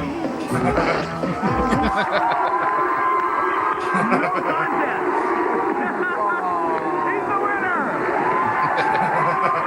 Thanks, Sandy! No contest. I have to admit, at least our women were straight, okay? Hey, guys, go see Tango and Cash. Kurt Russell, Sylvester Stallone. Woo! Back with Richard Marx.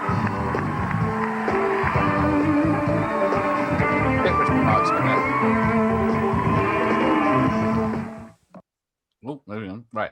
So finally out of the 80s, only halfway through the stream. So, it took us 30 minutes to deduce that Tango and Cash is fucking awesome. You should watch it. Yes. Now we've got 1, 2, 3, 4, 5, 6, 7, 8, 9, 10, 11, 12 to go. Jesus, that's almost midnight here. You do know that, right? There's very little videos of these I haven't later been to ones. the bathroom yet, so... Oh, there you go.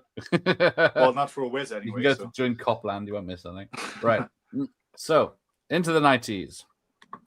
Let's get it Rocky over quick. 5. Rocky 5 first, yes. Yes. What character did he play in this film? Somebody with brain damage. That he lost. Sylvester Stallone returns to the role that made him a star as the Italian Stallion. Yes! Ready to face his final bout against real-life title contender Tommy Duke Morrison. Let's do it. Talia Shire and Burt Young co-star as Stallone re-enters the ring. One more round. For the biggest challenge of his career. The pulse-pounding excitement of Rocky 5. Yeah, there's not many interviews coming up. So I remember a few for Rocky 5. I think he went on Oprah for Rocky 5. I remember a few. Yeah. Yes, I saw this in the cinema. I should say that this was my very first Rocky film that I ever saw. So I can't really say too many bad things about it. I know it's not everybody's favorite, far from it, but yeah. Yeah, the music's rubbish. There's no actual boxing for Rocky in it. But yes. But one of my favorite things I always wear every day comes from this film. the Rocky boxing glove necklace. Because Mickey loves you. The angel on my shoulder, yeah. Even if you don't like Rocky 5, you gotta like that scene. Yes, exactly. Yo.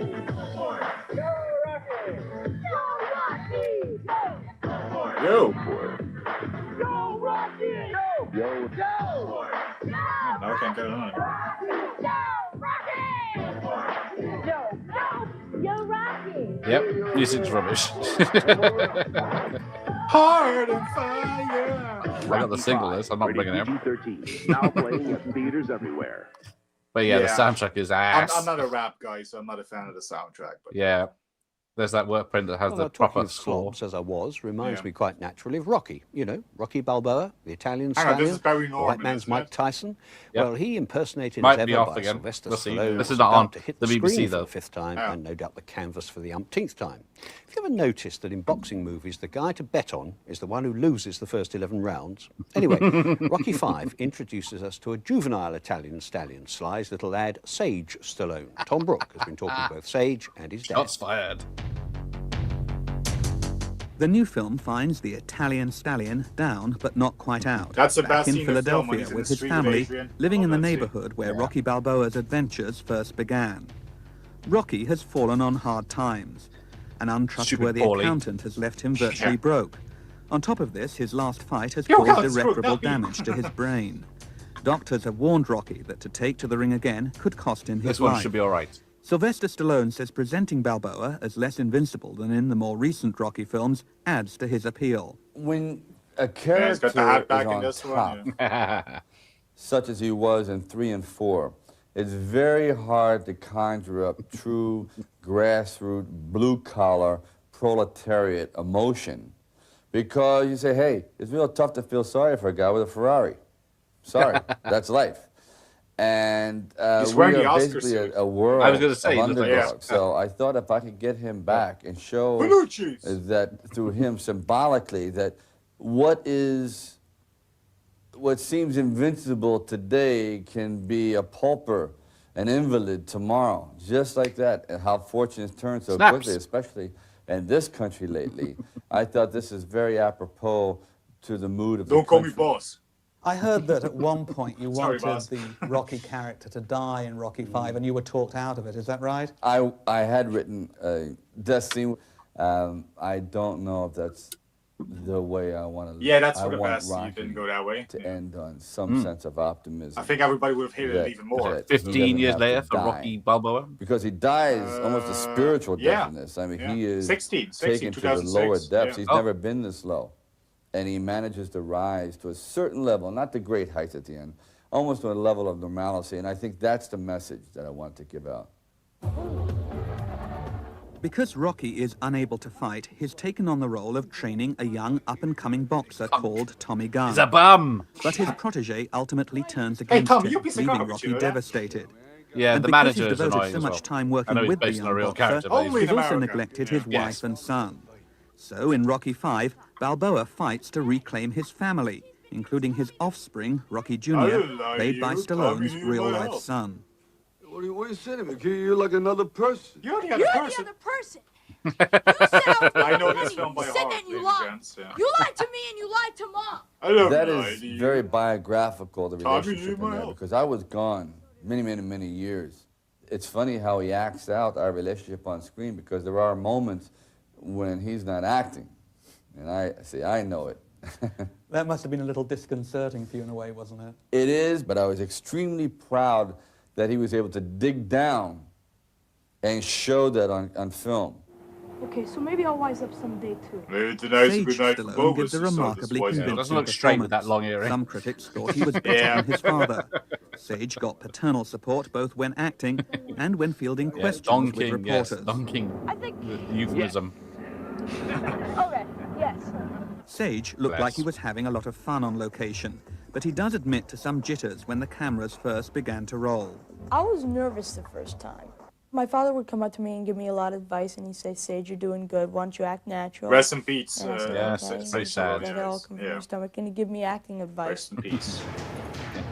Yes, Carl in Rocky Weathers. V, the Keep him in a machismo coma is until he toned comes down, back. but Balboa still clearly inhabits a man's world. But it's one that appeals to many women, as was evident when Stallone appeared at the Philadelphia Civic Center during filming. It's every Italian's dream to meet Sylvester Stallone. Are you kidding? I never Every professed Italians. to be a sex symbol. I think that the women like Rocky in not the sense that they want to go to bed with him per se, but they just feel a simpatico for him, again, in a maternal fashion. Rocky V opened here last month, and it just doesn't seem to have the box office punch of the previous films. Perhaps it's because Rocky's go-for-it individualism has lost some of its appeal at a time when the national mood in America is rather gloomy. Anyway, Stallone is now taking a gamble, once again trying to move away from Rocky and Rambo roles. For the first time, he's making a comedy, playing a gangster in a film still in production called Oscar. It's so enjoyable. It really is wonderful. For the first time, I'm doing something where I say, now finally we're getting something close to my character, my odd perception on life, which is very satirical. One of Stallone's problems is that his action characters have become indelible trademarks. Audiences find it hard to accept him in other roles. Indeed, many think in real life, Stallone behaves just like Rocky or Rambo. No. Mission He's accomplished. a normal person. He's just, he'll talk normal. He's not, he's kind of, just flat out, deep voice, but not like, In one way, it's flattering that you Yeah, there is a difference between his actual voice and the Rocky voice, so, yeah. Anything, at least in a positive nature. Got like one Rocky. fan here. But it's also frustrating to realize that it's a character, it's a performance. Oh dear. I don't talk like that, It is something that's done. Yeah. I mean, they're fun characters. John Rambo, is not so much fun because he has some deep psychological problems. I'm with you, Larry. I'm with you. Carry home with you at night. It's all right. Balboa was great. Was great. I did see it in the and cinema. I've gone as far as I can with the character and maintaining some level of integrity. But do you think in a way you'll go down in history as Rocky or Rambo? I think so. I mean, it all depends. If my career goes on the way I would like it to be, they will diminish but never expire. No, far and away. When I do die, it will say Sylvester Stallone went down for the final count.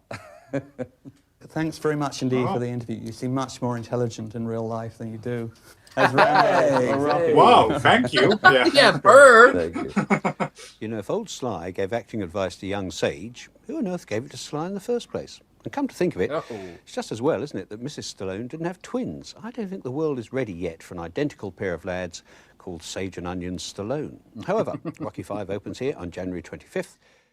That was uncalled for, Barry. That was a bit mean, wasn't it? Yeah. Look at that, down from $92 to $12. Right. Oh, it's the American one, so we're on to the next film, which is Oscar.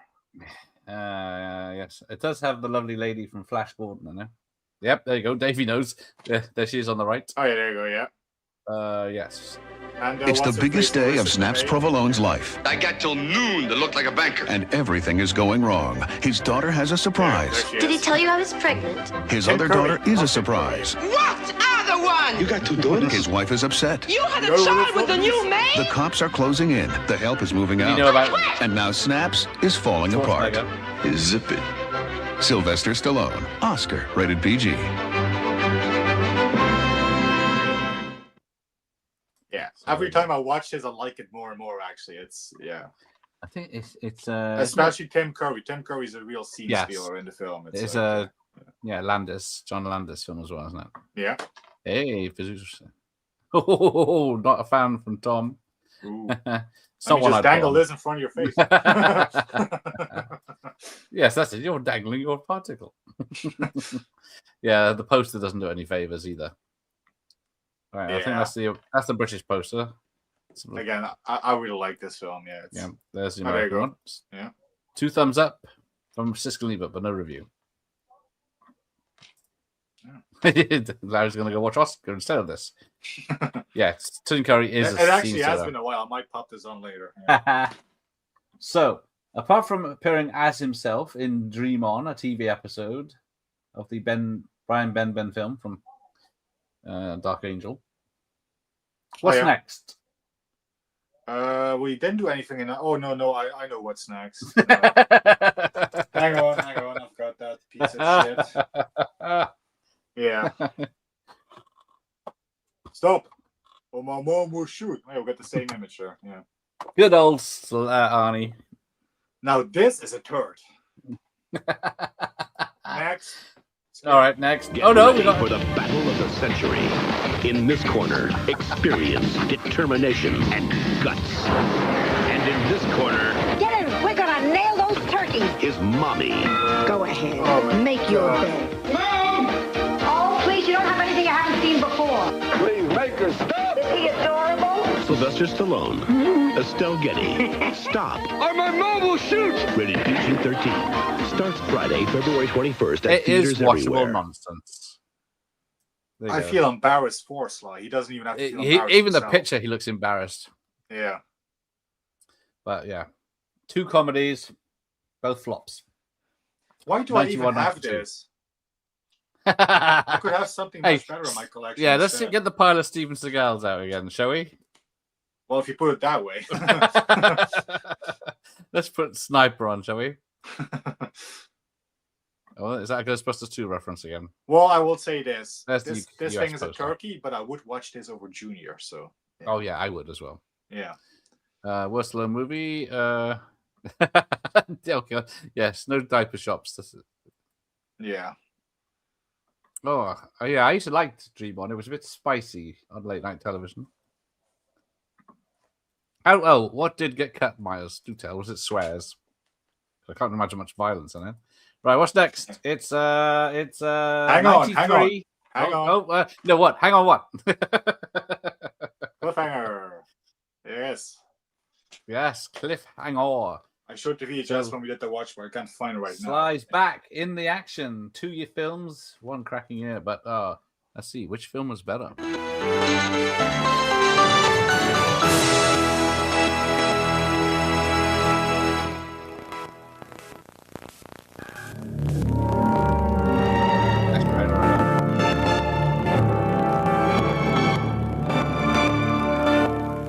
Play the music.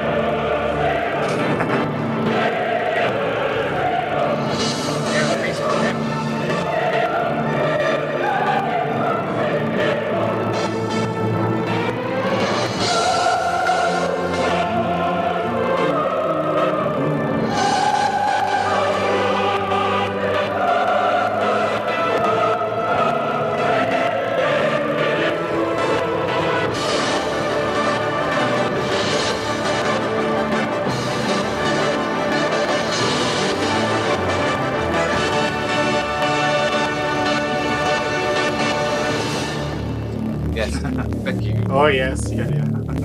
It's a spot on, accurate act, indeed. Very good one. So, yes, that's Hang On. Palate cleanser? Oh, no. It's not a palate cleanser. Well, this is like a five-star restaurant grand course after a heaping, steaming pile of shit that was stopped on Malmo shoot. So, yeah. It's, that's just the lower, the shorter trailer. The other one, if you hear it properly, goes on for a minute or so. Yeah, again, I showed the VHS for this in the Watch Boy. I forgot a earlier VHS to show. I got the VHS for Tango and Cash as well. So. Oh, I got that set for Lethal Weapons 1 to 4 Nice. or 3, 1 to 3, because the Dutch or German or something they are. Yeah, it's Dutch. This one, yeah. There's a nice one set. more VHS coming up in 2 films time, I think. Yeah. Okay, So right. we'll see. Yeah. Justice for Sarah, indeed. So people have. You've got your own Demolition problems, Hal. Call a few people, you're a crazy idiot. Call Oh, a few thousand, you're a conqueror. Yeah, we We'll did all the figure. stuff on Cliffhanger Night. If you want to see behind the Yeah. scenes with Bobby interviews. Oh, yes, we did, yeah. See, the Americans don't call it Hang On. 2 just because of Rob Schneider. Schneider. Oh, hang on, there's another poll again. Hang on. Cliffhanger or Demolition Man? Ooh. John That is a Spartan. Great one. Yeah. Ooh, You hang are on. fined 5 credits for it. Actually, I got one. Your repeated violation of the verbal morality statute has caused me to notify the San Angeles Police Department. Please remain where you are for your reprimand. Right, where we go? What's from this one then? It's Demolition Man. The famous Demolition Man. Police song remix. Got that on the Arrow video for. Welcome to the emergency line of the San Angeles Police Department. In the 21st century, violence is a thing of the past. But I wouldn't do for some action. Yeah, she wants some action, Jeff. But the future isn't what it used to be. It's a brave new world. Sorry, you gotta go. Sylvester Stallone, Wesley Snipes, Demolition Man.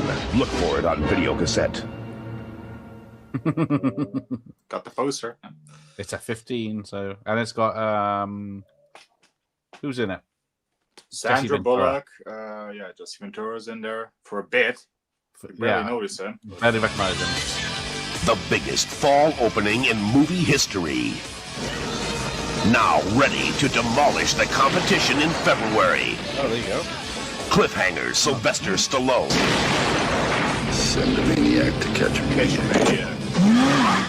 The action megastar, whose last 18 video releases have racked up over $565 million in retail video rental revenues. Rising Sun's Wesley Snipes.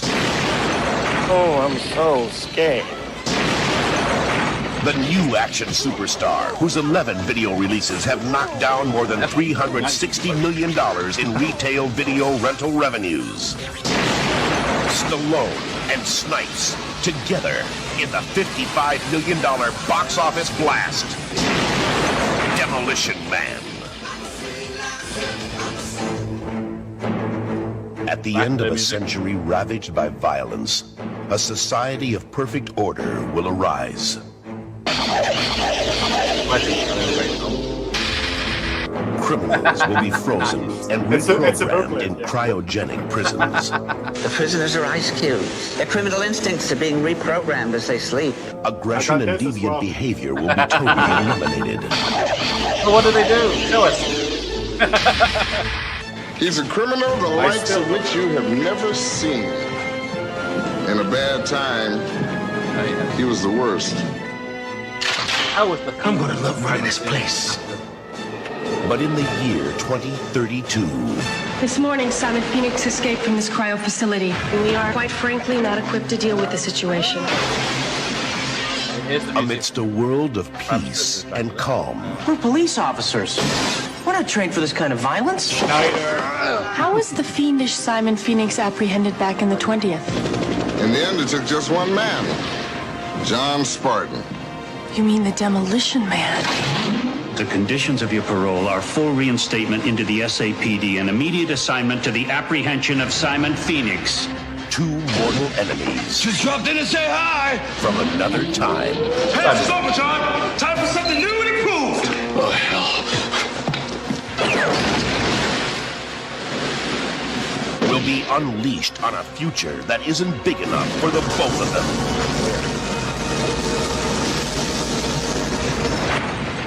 Demolition Man. A terrific mix of action and humor. Olé! A wildly imaginative winner. Been dreaming about killing you for 40 years. I'll keep dreaming. Ferociously funny adventure. Lots of high-energy action and laughs. You really licked his ass. Kicked his ass. Intelligent action comedy, fabulous effects. The most entertaining futuristic action film since the original Terminator. You guys are certifiable night. Have we not seen Terminator 2? Demolition Man. Its $14.5 million opening weekend box office was the biggest fall opening in history, topping last fall's action trio Under Siege, Last of the Mohicans, and Passenger 57. It beat Under Siege, you hear that? Will you please kill him? Demolition Man, with a huge 97% awareness and intent to see among males and teens, created by Warner Brothers' massive $20 million PR campaign. Yeah. Great plan. Thank you. And you can count on an even bigger blast of rental action with our explosive profit-powered post-street ad campaign and extended pay-per-view protection. What more could you ask for? I was wondering if you would like to have sex. Oh, yeah. Great! Sylvester Stallone. You're gonna regret this the rest of your life. Both seconds. Wesley Snipes. I like it a lot. Sandra Bullock. You can take this job and you can shovel it. Close enough. Take this job. Co-produced by action master Joel Silver, producer of the Lethal Weapon series, Die Hard 1 and 2, and The Last Boy Scout. This is between you and me. Yeah. We've seen the future, and it rents. Demolition Man, exploding onto home video this February from Warner Home Video. Put me back in the place. Yeah. You just got rid of Tim Hortons and they're having a Taco Bell here. So there you go. Yeah, what can we say? This is another classic. It's there's a Lethal Weapon 3 poster in there. There's another film. Isn't there? There's a reference. Yeah, true. Yes. Right. Well, that was fun, exciting stuff. Yeah, so I think that might be again. It's been a while. Yeah, I think that might be the end of the good things. Ooh, well, you say that, but I was really miffed that I wasn't part of the specialist. Well, you didn't bother turning up. Not my fault. Because I think that's next, right? Yes, I will. Specialist. Is that which I also have on VHS. Ooh, and probably the shower scene isn't watchable anymore. This one, because this was when I was in my early teens. So this was rewind, watch it again, rewind, watch it again. And the firepower for a rental profit explosion. Word is, you're the best. Yep. Not much video left. I don't meet. I don't work in Miami, and I don't do jobs like this. Every day is worse. Remembering what happened. Waste. Hey, it's my mate Eric The Robert. only thing I understand anymore is revenge. You'll only get one of them. That's why I need you. The Specialist is alive and delivers a good time. An event movie. Enormously entertaining. Your specialist name is Ray Quick. He's ex-covert ops. Worked with me, in fact, years ago. You deserve better. This guy is good, Joe. He could put a bomb in your crab shell. You wouldn't even know it. You think the killing is gonna make everything all right? Something has to. You got no mercy, and you got no code. I'm right behind you, and I'm gonna close your heart in my hand. The Specialist delivers everything fans of Sylvester Stallone and Sharon Stone expect. $60 million worth of box office dynamite that set a fall theatrical opening weekend record. So, brilliant planning, totally professional. Stallone remains a peerless action hero. I believe there's a vacancy. Stone is her usual dazzling self. I knew I'd be safe. And James Woods is at his scuzzy, wired, wisecracking best. I'll vaporize your ass! The Specialist roars onto video with higher intent to rent than Pulp Fiction, River Wild, and Time Cop. You'd like to live dangerously, don't you? A little danger never killed anybody. Yes, what is it? Right, baby? The Specialist, cross-trailered on Love Affair, Silent Fall, and other high-profile spring releases to achieve killer visibility. This whole place is wired, and I'm gonna take him alive! And most special of all, each VHS contains Looney Tunes bucks, redeemable toward purchases of great Warner cartoon character merchandise from Applause. Top of the world.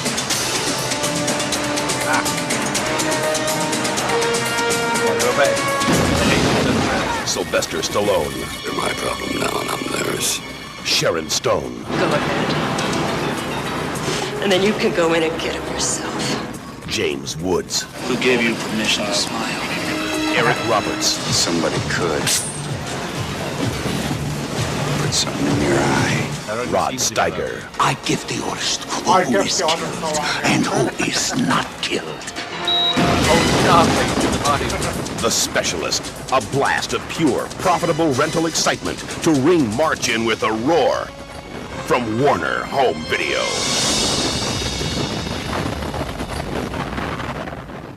Or if there's a process aspect. Oh, hang on. Hey, Mike. Yep, it's all right. In this week's fantastic Most Wanted competition, you and a friend can actually win a trip to London for the premiere of my movie, The Specialist. This guy is good, Joe. He could put a bomb in your crab shell. You wouldn't even know it. You think the killing is gonna make everything all right? Something has to. And afterwards, I have a feeling there's going to be a great party at Planet Hollywood where I'll be there. I don't know if that's good or bad. And Arnold, and you have Bruce, and Demi, and Sharon Stone, and probably Ray Copes. And I guarantee you it's going to be a wonderful time for all. MTV. Ray, your history, babe. Step aside for The Specialist, okay? Ciao. Thank you, Mr. Stallone. And I don't think you'll be seeing that one anymore because someone somewhere doesn't want us to show it. So enjoy it while you can. I shall be taking it home and watching it anyway. Join us tomorrow for that fantastic competition. And in the meantime, join us right now for some fantastic live music from The Cult. This is the new... Bastards, how dare they get a competition? I didn't know about this. But Yeah. yes, Michael Myers is not getting anywhere near Demi. The restraining order is still active, you know. Yes. It'd be worse than Borat and Pamela Anderson. The government taught him to kill. Oh, there's another one. That's a specialist. Now he's using his skills to help one woman seek revenge against the men who killed her family. You think the killing is gonna make everything Way all right? ahead. Something has to. That's it. He's off MTV. They're my problem now, and I'm theirs. Close your heart in my hand. Sylvester Stallone. Sharon Stone. The Specialist. Rated R. Where's James Woods? Where's Rod Steiger? Not important. Not on the cover either. We like the guy that says explosives expert, okay? Cockroach. Right. So apparently there's a short called The Your Studio and You, which he did in 95. But then he had two films in 95 again. Oh, yeah. What do you got first? This one is coming first, maybe? Is it I Am the Law? Yes. There we go. Judge Dredd. Yeah. But he hasn't got his helmet on. Terrible cover on that one, but yeah. Yeah, because they at least tried to fake it for the British one, I think. Yeah. Yeah. No Stallone in this one. This one is just being honest with you all. It's yeah. Yes. Oh, hang on. Oh dear. Yeah, this is not the greatest, but I still do like this film. At least it's short. It's just a short long. film. Has come to video. Sylvester Stallone lays down the law in a non-stop action hit. Put on your weapons and prepare to be judged. That's this. In the future, justice goes by one name. Judge Dredd. Rented today. Of course it's rented. And coming to video. I knew you'd say that. Star Best of the Best and Best of the Best 2 is back in the ultimate adventure. Best of the Best 3 coming Now, soon. that's a good Judge film. Dredd available now. Rent all the action today. Yeah, there you go. Yeah, Judge Dredd. A Got big his budget moment. film. Didn't really make too much, but yeah. Yeah. No, we're only doing to 2002, so not long to go now. It's only the VHS years. I stopped at the Detox. I didn't even go to Avenging Angelo. Oh, good. Good. Yeah, exactly. I think he had better chemistry with Schneider than he did with Stone, the Stone woman. Oh, Best 3 is way better than Dredd. There you go. Okay, let's have a look. So, what was his name in this one? Judge Joseph Dredd. Judge Joseph Dredd. Yeah. I was going to say A lot of Judge J's. Dredd. Yeah. There's the US poster again. Yeah. Because obviously, yeah, looks like nothing like Judge Dredd there. Oh, that's the cover on my Blu-ray. Yeah. Yeah. Oh yes. Oh, hang on. Yeah, I had it a moment ago. There we go. Yes. Assassins. Yes. It's a very thin book. I've got the one with Banderas and Sly on the cover. So. Because the UK, well, we'll see the UK poster in a second, so I didn't bother bringing my name. It was okay, yes. It's what's his name? As long as you are out there, I'll never be number one. I've never been number In one. any business, you've got to fight to stay on top. Expendable. Maybe an antique, but you got a lot to learn. Yeah. But for an assassin, the competition can be murder. No more chit-chat. A lot of wasted time. Sylvester Stallone, Antonio Banderas. Wow, you got me. Assassins, directed by Richard Donner. It should have been better. It's a There's tad the too British long. poster. It's like 2 hours. It could have easily over been 2 90 hours. minutes, and Yes, so much of them just over 2 hours. Yeah, but I still like it. But yeah, I got to be in the right mood for it, though. Yeah, but I had the time for that one. Let's have a look. Yeah. Is there anything else? I think that might be. Oh no! As long as you are out there, I've never been number one. When you're the best at what you do, I may be an antique, but you got a lot to learn. you gotta fight to stay on top. Oh. Don't play with me now. Because number 2 tries harder. Moving target. Sylvester Ridiculous, Stallone, yeah, Antonio yeah. Banderas. Surprise. Assassins, directed by Richard Donner. Smells like jasmine. Was he wearing glasses then? Banderas is amazing in this film. Yes. He really steals the show with. Yeah. He does. Another one that steals it. So Yeah. that was 95, Judge Dredd and Assassins. He did quite double bills. Oh, yeah, we're at 96 now. So what was his name in this one? Huh? And this one in Assassins? Robert Raff. That's it. Yeah. Because that's from memory, was it? Yeah, that was how Antonio Banderas said. Robert Raff. That's how he said it. It's very iconic, yeah. Fine. Ah, yes. Get to the Torah for it, by the way. But yeah, Daylight. There you go. Yeah. Yeah, this is 96. It's I like it. It's decent. It's all right, yeah. It's a disaster movie. It's just That's a genius. Right into the tunnel. based off a we got a semi live one here. situation. That tunnel is sealed. Are we gonna get out of here? I wouldn't be down here if I didn't think so. I just need some time to figure it out. It's got a great cast. A great ass. Daylight. Cast. Rated PG-13. Daylight breaks this Friday. Yeah, you got Amy Brenneman in there, Viggo Mortensen. Yeah, Sage Stallone is in there again. But yeah, yeah. The poor old black Danielle guy. Harris in there from Halloween 4 and 5. She's in there. Yes. Yeah. They were giving these to you for nothing. Yeah. Oh, get this person off my channel. Ooh, I wouldn't go that far. I like Daylight, but it's Michael Myers' niece. Yes. Urgh. Yeah, Daniel Harris. Don't like it. Underrated. Mixed opinions here. That's it. Yeah. We take all kinds, so that's okay. Oh, what? No, we take my opinion. That's fact.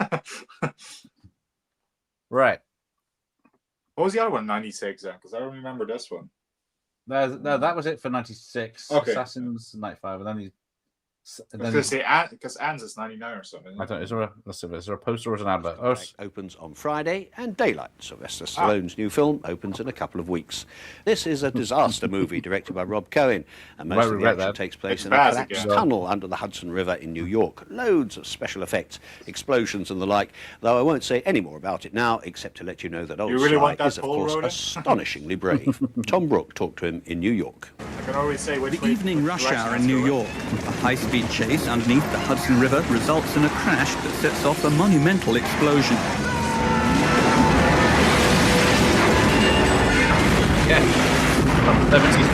It leaves both ends of the tunnel blocked, with a small group of survivors trapped. They are New Yorkers from all walks of life, rich and poor, middle-class professionals and juvenile offenders, all thrown together. A disgraced former emergency services chief, Kit Latora, is their savior. Is he a cab driver in this again? He leads them to Daylight in a battle against a non-human enemy. He doesn't sing in this The adversary in this movie happens to be nature. A thing that you see every day, and that's what attracts me. And you could be in a building, in the basement, going across a bridge. It changes everything. And a train. Yeah. And this one is a tunnel. And the tunnel becomes like, it collapses and becomes an animal. It becomes this monster that's just devouring people. I will say I'm not Kit Latora is above ground when disaster strikes. The only way he can get to the survivors is through a ventilation shaft, where rotating fan blades and a powerful vacuum threaten to make him into supersonic mincemeat. The inspiration for Daylight comes from a real-life explosion that took place in New York's Holland Tunnel back in the 1940s. But with Daylight, the filmmakers hope they've created a forward-looking action film that redefines the genre. Hey!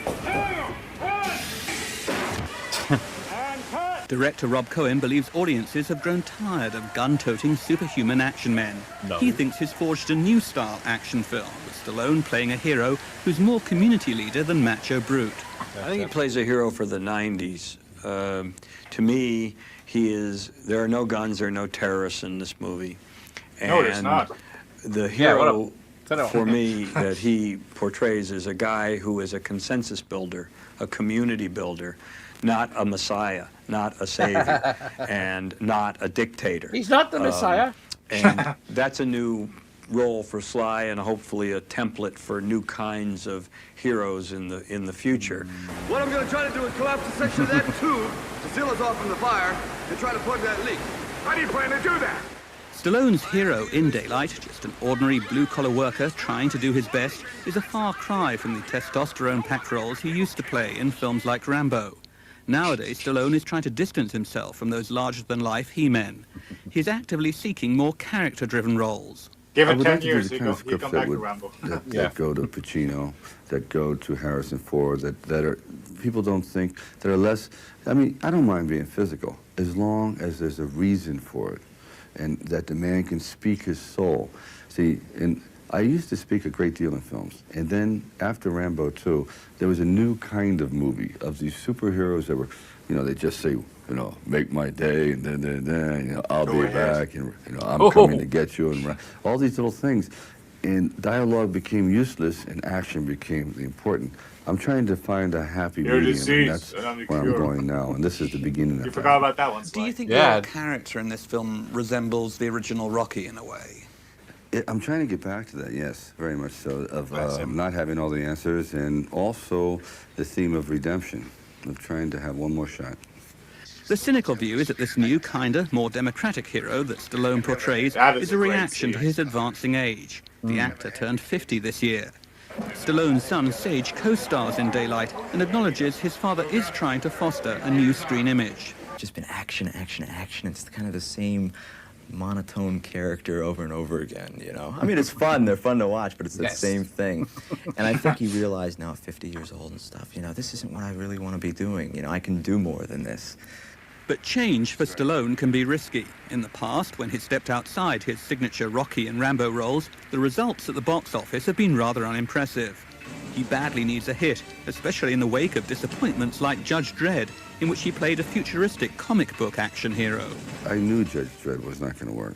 1 week into it, I turned to the producer, I said, do you think this is a funny movie? It's based on a comic, but it's not funny. That's supposed to be funny. And, yes, and it's I not turned a to the comic director, and he book, goes, yeah. we're making a serious film. I said, Judge, I'm running around in leotards with gold knee braces and a helmet and a space gun, and you take it serious? You know, come on. I think he missed the point. Yeah. In a few days' time, Stallone will know whether Daylight is a hit. Industry observers say that if it doesn't work, it could be his last action picture. But if audiences do take to this one-time Hollywood tough guy as a kinder, gentler hero, you can bet your bottom dollar there will be a Daylight 2.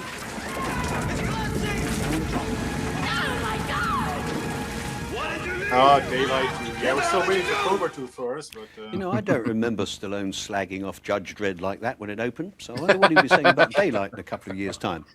Well, whatever, I'll be reviewing it in next week's programme. When actors are promoting, they always gotta hype up their stuff. Yes. You do know that, right, Barry?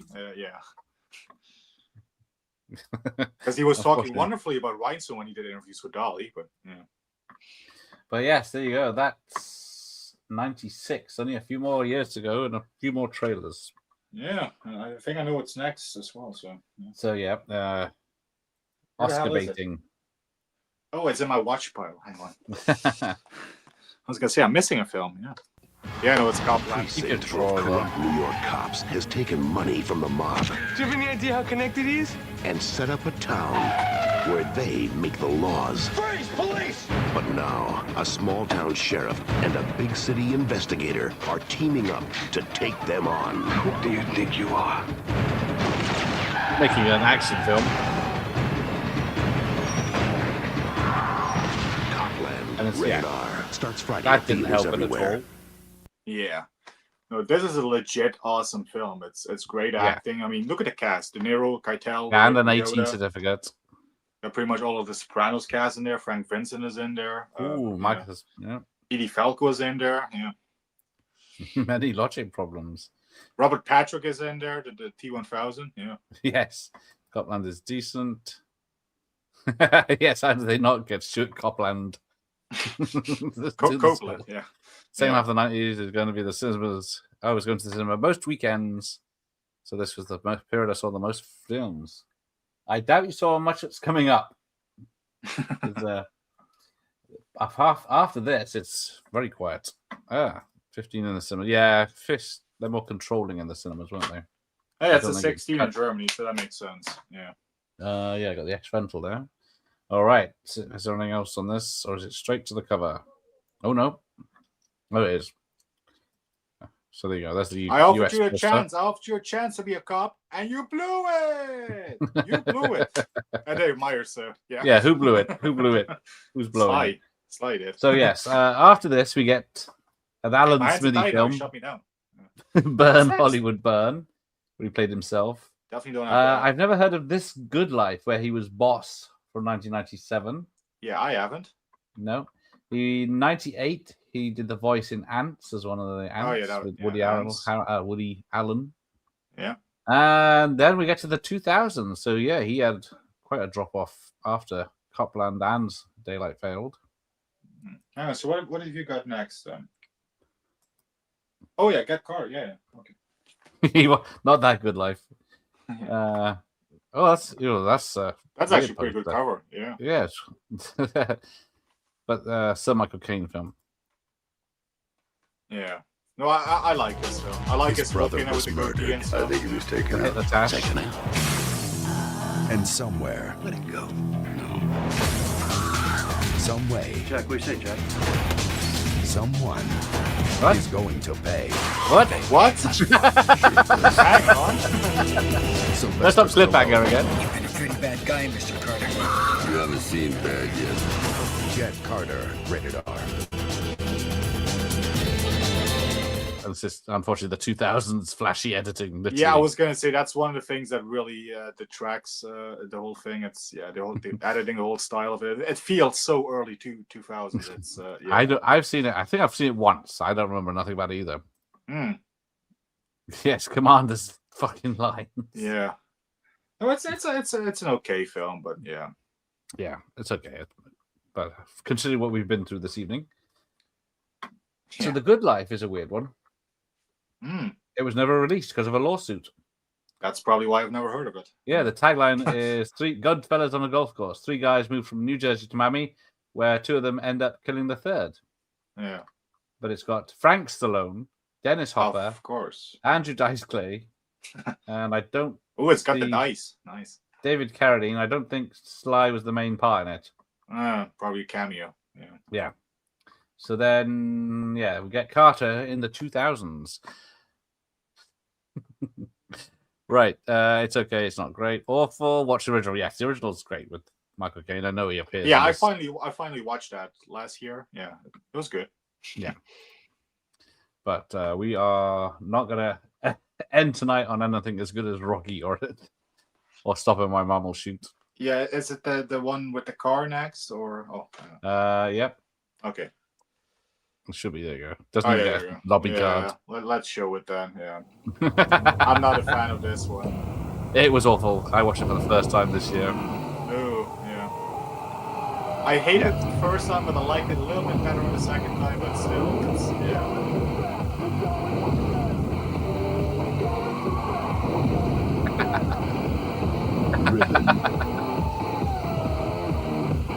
This film is not yet rated. Starts Friday, April 27th. So yes, Sly, what have you done? Where he's not even the headliner of this one. Mm. They got the woman first. You know, it's a trouble film with the actress that's barely in it. I know he only turns up about halfway in it. Yeah. Watch that. What the worst watch party movies? Is there a Gershon only one? She was great in it. Stallone went from 1976 to 2000 with hit after hit. Most action stars go maybe 5 years tops before they start making straight to video. Yeah, he had a good 20 years. That's a good point. Yeah. Yeah. I'm not sure what happened to that poster, but yeah. Right, let's see if there's anything else. Is it just the US? Yeah, as far as I'm concerned, this is the worst film we've discussed this evening. So, yeah. And that's against some stiff competition. But yes, lost it. I did. Yeah, like I said, I didn't watch Get Carter years later. This final film I did watch. I do enjoy it, but just because of the cast, it's totally wasted. Yeah. But it was good, much more enjoyable when we were all ripping it to shreds. That is true. Yes, a letterbox poster. I think that's supposed to be a helmet, but it doesn't really show it. Yeah. It looks like they got a picture of Sly and put tape over it. Yeah, it's the same on my DVD. Yeah. Yeah. There you go. Now we get to Detox or ICU. It's Detox for me, so yeah. Yeah, I forgot to put I've lost my DVD. Yes, Driven more like drivel. You are correct. Give yourself a high five. Right, it's nearly midnight. Let's get this over with. What makes that game so much It's fun? almost midnight for you. What time did we start? 4 hours ago. 9 p.m. for me, or 10 p.m. 9 dead No, cops in 9. 6 months. This guy's a different breed. Is this the spoiler? One by one, he takes them. One by one, they fall.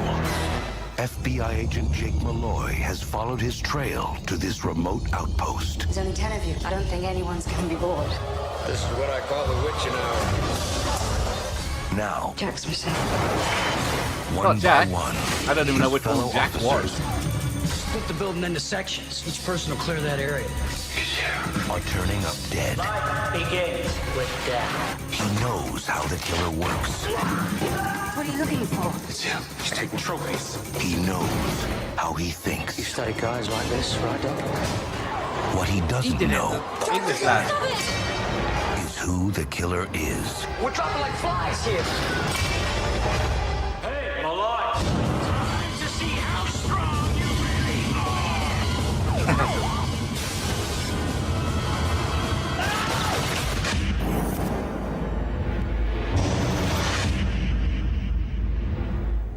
Ooh. There we go. Yeah, I mean this is okay. This is Let's have a look. That is the end. It looks like the X-Files movie sequel poster. But that was Detox. From then on, it's unfortunately doesn't get much better for a while because the next one was Avenging Angel. I don't think I've ever seen that. Don't bother. Yeah. Right, let's move that. Let's move back. Right. So then you get Spike gets 3D. Well, we get Liberty's Kids, where he's Paul Revere's voice in an episode of that, 2002. Taxi 3, he's a cameo at the beginning as passenger to the airport. Yeah, I've seen that. A film called Shade in 2003. That's I never even heard of that. Yeah, I've seen it, but it looks like a straight to video film. Yeah. With who's the? I don't think anybody noticed. I think Tandy Newton's in it, but Gabriel Byrne is in. I think Gabriel Byrne's in it. Jamie Foxx is in it before he was famous. Oh yeah, J Fox. Yeah. Yeah, and Stallone's not even mentioned, even though he's on the poster. He's not in the cast list. Yeah, he's more like a glorified cameo in that film. Yes. Yeah. Then the Spy Kids 3 Game Over. Yeah. 2003. Then Las Vegas, 2 episodes of the TV show as Frank the Repairman. He went to TV. Yeah. Boo.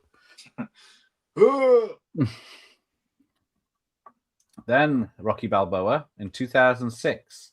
And we think we're coming back. Yeah. then we're in the comeback period and we have Rambo. John Rambo. Or John Rambo, yeah. Oh, watch Angelo's turned it off halfway through. Then we get Kabakwit Ishk in 2009. But then 2010. The Expendables, the big comeback of action heroes. And I recommend this version, the extended director's cut. It's better than the theatrical one. But yes, we get the Expendables, where it's back to the 80s, or not, as it technically was. Yeah. Zookeeper, as we saw in Box Office America in 2011, the voice of the lion. Of the lion, right? Yeah. Yeah, then Expendables 2. My favorite of the Expendables films, yeah. And then we get Bullet, that's a good one. Bullet to the Head in 2012. Oh, hang on, I got that somewhere. Yeah, here we go. With Jason Momoa. Yeah. Not the greatest cover, but yeah. It's an alright film. I can't remember much about it, but it's got a fight with axes. It's okay, yeah. What are we, fucking Vikings? Yeah. Then Escape Plan in 2013. The big join up with Arnie. Yeah, Escape Plan. Which is the best we could get. Grudge Match. Which I like. Yeah, it's good. Stallone. It's good. Yeah. It's okay. Yeah. It's good, yeah. I like it. That's 2013. Expendables 3. Yeah, the less said the better, but still better than 4. Yeah. I like it. Yeah, I like it better. Gibson as the bad guy, so it's yeah, he's good. And Antonio Banderas. Yeah. Oh yeah, Reach Me. That's it's more of a cameo for Sly. I've seen it once. It's very forgettable. Very forgettable. Then what was it? Balboa 2006. I thought it was closer than this, but it's 2015 for Creed. Creed, yeah. Then a voice of Ratchet and Clank. I actually have that, but I forgot to bring it out. But I have. Amateur hour. I played the games a lot when I was a kid of Ratchet and Clank, so I did see that film in cinema. Actually, believe it or not, it's the last animated film I've seen to date. So yeah. Then we get Guardians of the Galaxy Volume 2 in 2017. Yeah, which is just another cameo. Animal Crackers. He's the voice of Bullet Man, which I've never seen in 2017. This Is Us TV show. He starred as himself. Yeah, I've seen that episode. Yeah. Escape Plan 2, Hades. He has I think that's a cameo, basically. Yeah, I seem to remember that one. The less said about that, the better. It's got Bautista in it as well. Bautista, yeah. But I can't remember much about it. I don't think anyone. 50 Cent's in it. He was in the first one, though, wasn't he? He was in the first, yeah. Then Creed 2. There you go. That's the last Creed I have, by the way. So Backtrace. A Backtrack. Oh, that I've seen that on Amazon. It's who is that? Oh, Matthew Modine and Sly's kind of like a villain more. It's spoilers. I think it's a plot twist, but don't even bother. It's not worth watching. So. Shooter McGavin's in it. Matthew Modine and that's about it. Those names I recognize. Then Escape Plan 3, The Extractors, or just in 2019. A smidge better than 2, but still crap. Yeah. Yeah, so it's got Bautista and Jackson back again. Yeah. Yeah, that was better than the second one, definitely. But it is mostly the same cast as the second one.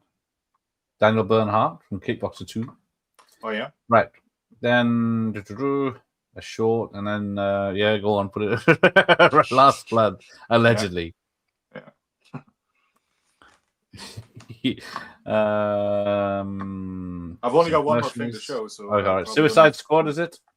King Shark. Actually, I have that somewhere too. Yeah, King Shark. I don't really count that. I got that in my PC collection, but yeah. Then he does a superhero film in 2022. Samaritan, which sadly does not have a physical release. I actually quite like that film. It was all right. It's just 20 years too late.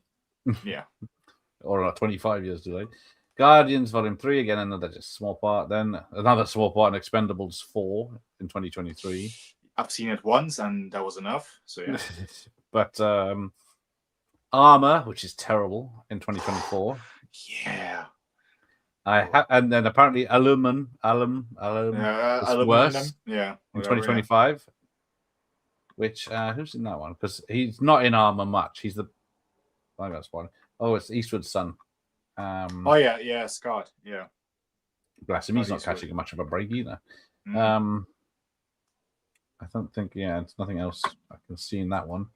And finally, of course, he's been doing something good, which is Tulsa King since 2022. Yeah. I still got to get season 2 and 3. I only got the first one on Blu-ray, but it's a great TV show. It is. If you're fans of stuff like The Sopranos, and if you're a Sly fan, you should really check this out if you haven't watched it. He puts to right all the last 20 years. It's finally Sly, properly playing a gangster. I mean, obviously he played a gangster in Oscar, but that was kind of comedic. Yeah. He was Machine Gun Joe for Turbo in Death Race 2000, but now he's really playing a proper, gangster. It's really good. Yeah. Yes, director video. If not, so he's got 9 projects coming up. One of them is Tulsa King. Yeah, he's still doing that. And there's the spin-off Frisco King. Who's in that? I thought it was going to be Nola King with Sam Jackson, right? But yeah. don't know about Fresco. I've heard about No Looking, but yeah, there's going to be ex-con Russell Lee Washington befriends Dwight in prison, and then he takes his own place with. I don't see any names at the moment. Samuel Jackson's in it, is it? It's not. Oh, it's Sam Jackson's character. There you go. Oh, there you go. Oh, they changed it to Frisco. Well, it's probably not set in stone yet, is it? It's coming next year. Then Tough as They Come, in development unknown. The Epiphany pre-production. Scavenger Hunt pre-production. Samaritan 2 pre-production. Never Too Old to Die pre-production. Little America pre-production. Hunter pre-production, where he plays Nathan Hunter. Right, I think let's check that one out. One of the most skilled trackers is employed to hunt down a half-human terror created by a renegade entity that is threatening to wreak havoc on civilization. Yeah, I think that's never going to happen. It was going to be the plot for the fifth and final Rambo film. How after a fan backlash, the sci-fi angle was ditched. Oh yeah, the Hunter thing. Yeah. Yeah, I thought I recognized it, but yeah, it's never going to happen. So he's far too old for that. Yeah. There you go. It is No Looking. Yes, Jeff is not on the lavatory. No, I'm sitting on a stool. It's a stool. It's not a stool. Thing. Yeah, keep your pants on, literally. Well, right. Look at my biceps here, that angle there. Oh, look at that. Oh, the guns are out. Yeah. Better That's than a great now. flattery angle from my biceps. Anyway, let's wrap this up. It's late. It's 5 to midnight. No, it's 9 to midnight. Never mind. Worth it for the joke. Right, so that was Sly's career over how many 30 years do we go? Yeah, you originally Rocky's said you was going to do it from Rocky 3 onwards, but I guess you decided to include the Well, 70s, Rocky came out on VHS, so I counted it. Yeah.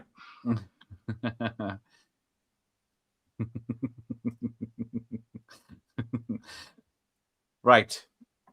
Let's have a look. Don't ask.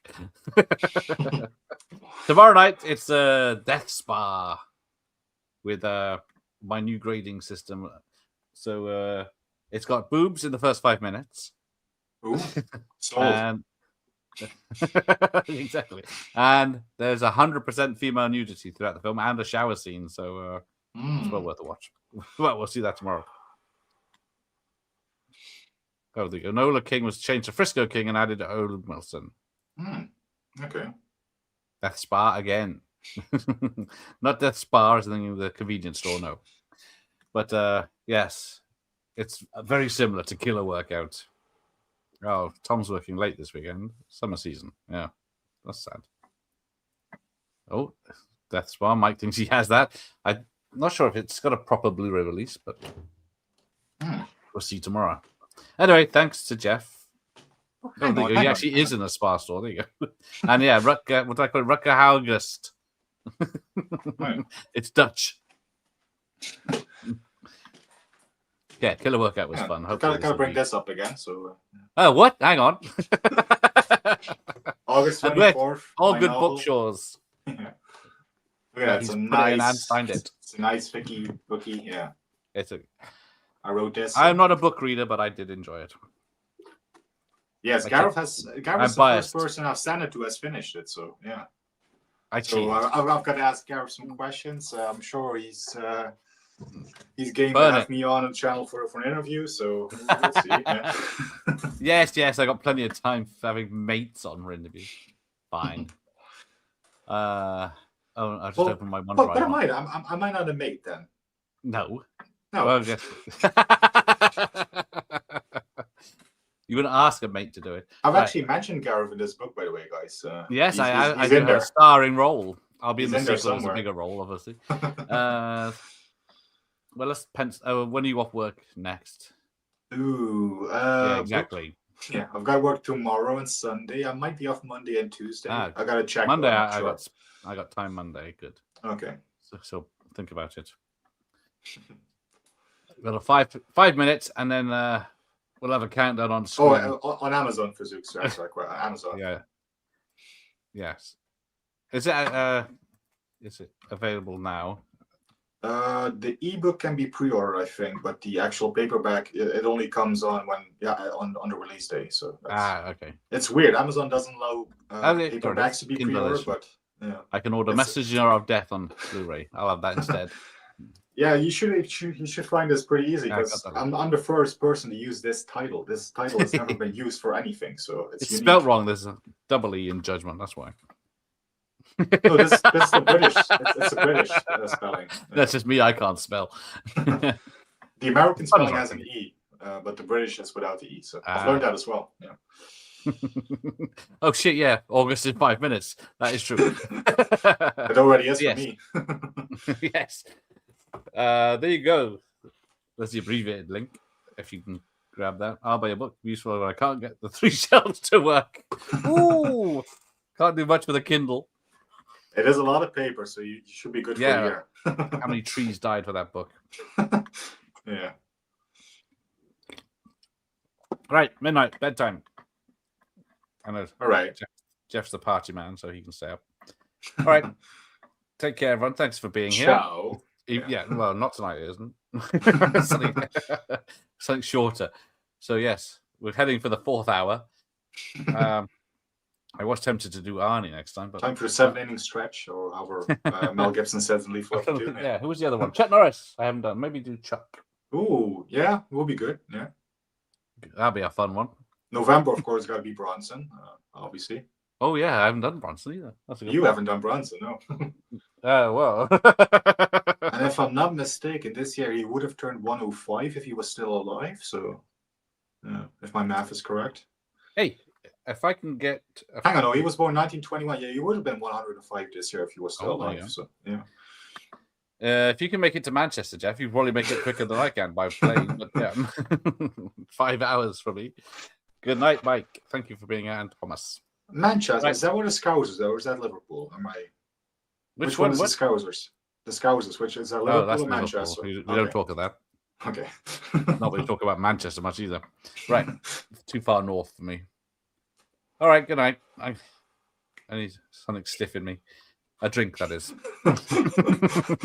Sure. On that bombshell. Ladies, leave.